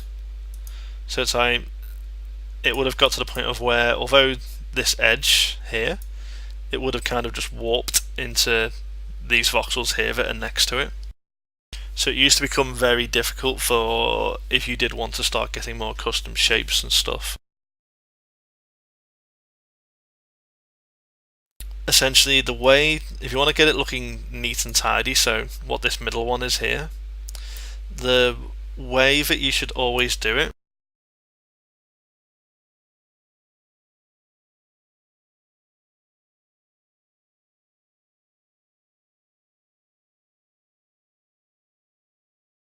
is essentially the top of your line tool should touch the top of wherever your roof is going to be. So, provided you've done that, and the same with the bottom,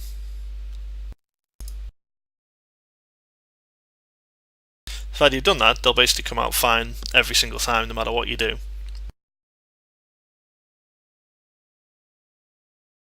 Now, that's essentially all you need to do these basic diagonal roofs.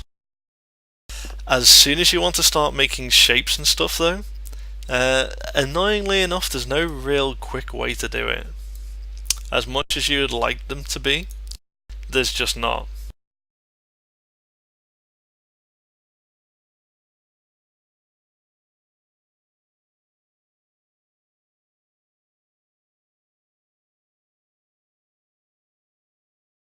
I'm actually going to use the link that was quoted on here earlier to kind of give you an idea of this.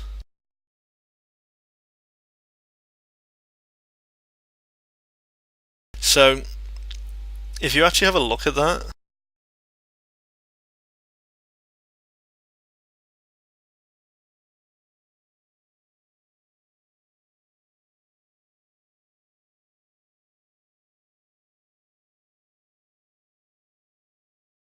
let me just pop this.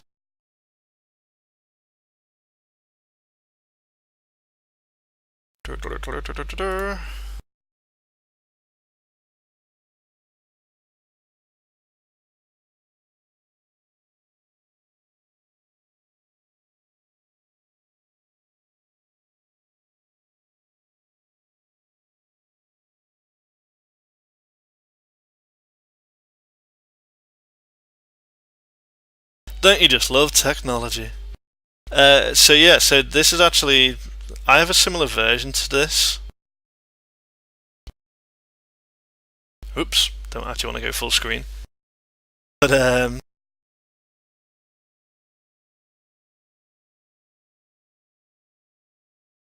no, this is actually, you can use, if you click the cone option up on the very top,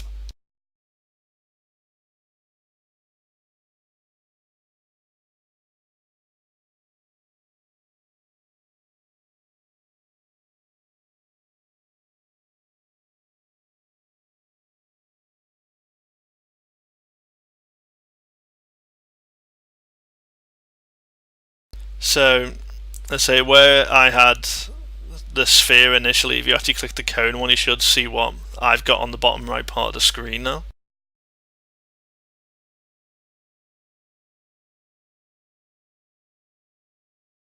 Just recenter that a bit.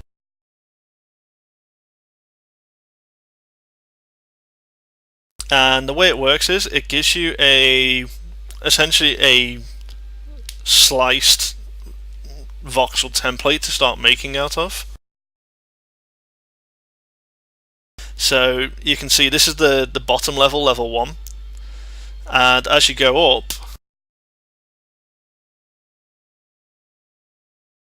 it'll basically just adjust each one and it'll allow you to make the shape you've got. Now, essentially, just to try and make the point with this sort of stuff, that's the only way you can pretty much at least guarantee to get a smooth looking shape for a different style roof. So pretty much anyone who made the sort of quote unquote wizard hat roofs, you have to go through this method. Now, in terms of what you're saying now, the Japanese style roofs where they've got like the sort of arced flourish at the end, just get rid of that.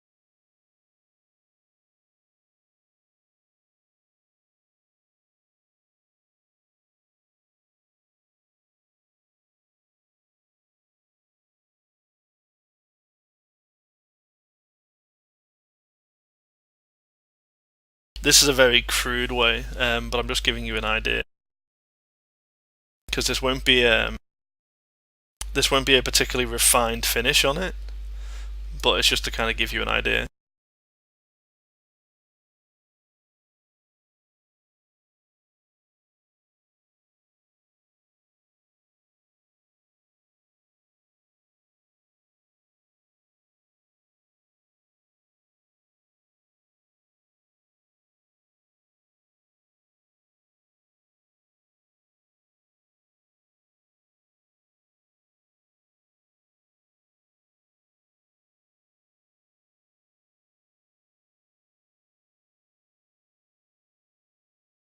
You'd basically have to manufacture the roof manually. So it's like the easiest way I can explain how to do like the different arch shapes, and you can, as I say, I mean you can adjust how tight this is. But the idea is if you kind of imagine what the shape would look on a single plane, and just make it out of voxels, and you can have a mess around with it. I mean that was just me doing it freehand and just to kind of give you an idea of how you can affect the shape of things.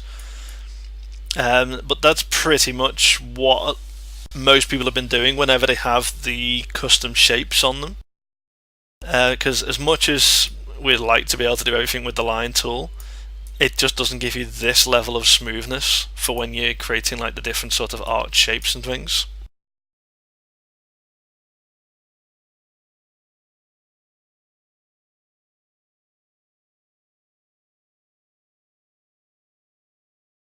And yeah, I mean, the one thing I will say with the roof stuff is that.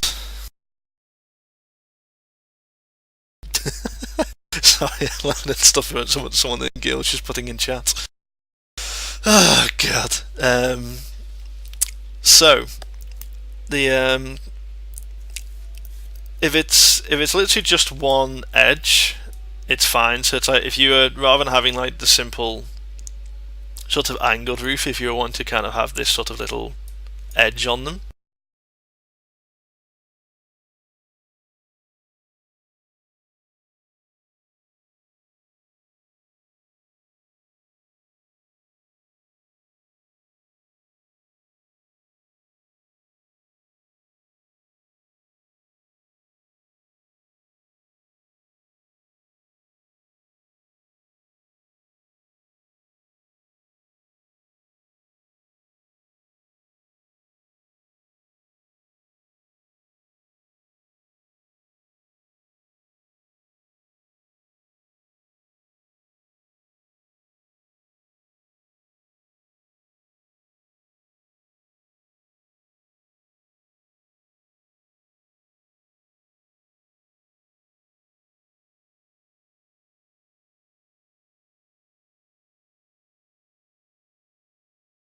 Provided your original roof, and this is kind of coming back to this bit, provided your initial roof was done neatly, so like if you'd done it like this properly way here, where it was like just touching the top rather than overlapping like this, you can quite literally just make the shape secondary to it and just paste it on if you're just doing it that way. At least for detailing. So it's like you don't necessarily have to kind of do it all as the one sort of shape. And yeah, again, everyone kind of does it their own way, really. This way is kind of handy, as I say, if you've already got a pre-existing basic arched roof or diagonal roof, and you just want to start adding the detail around it afterwards. There's nothing stopping you from doing that, provided you make sure that you're careful when you place it.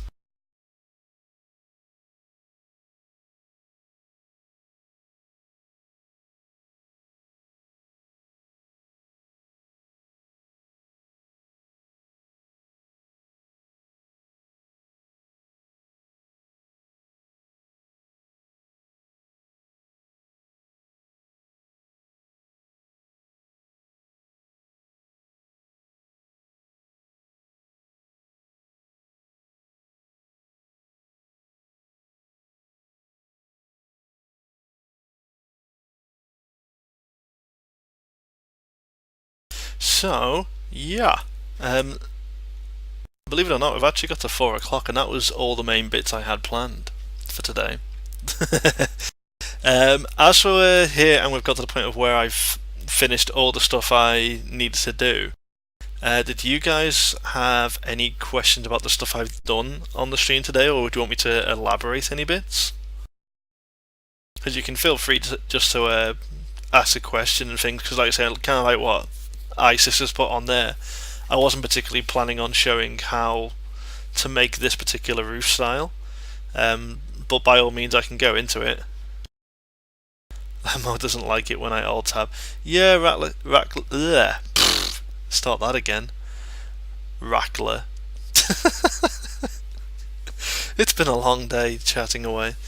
Yeah, at least when I'm streaming, I do run things in windowed, just to make it a little bit easier. It's not perfect by any stretch of the imagination, but it does make life a little bit easier.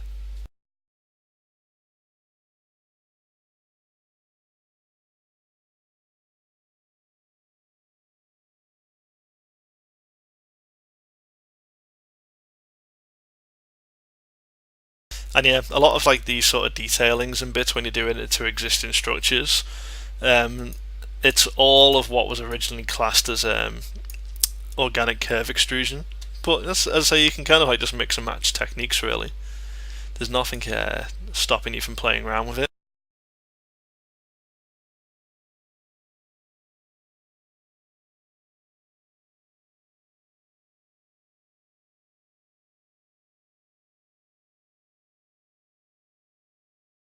Well, I will say this: if there's no particular questions on the stuff that's been done today, as I say, I am actually pretty much done for what I needed to go through. As I said, the roof styles and things were pretty much the last thing I wanted to show. So yeah, last call for any questions. Otherwise, I'm going to suddenly chop off the stream, never to be seen again.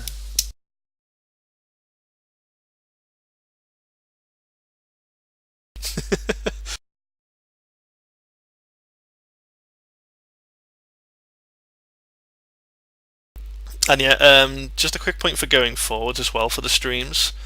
Um, I have tried to fix a couple of things today. I mean, I'm going to have a watch back at this to see if some of the stuff I've tried today has resolved some of the issues from yesterday.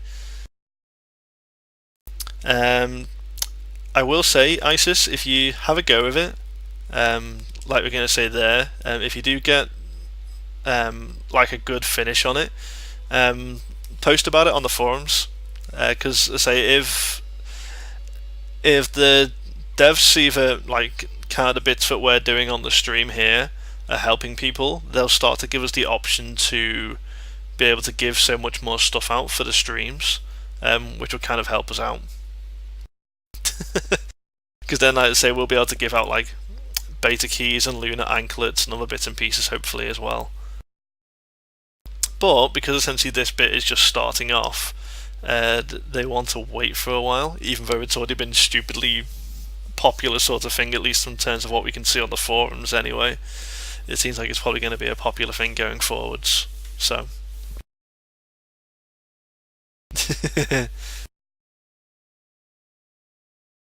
yeah, ISIS, the undo command is your friend.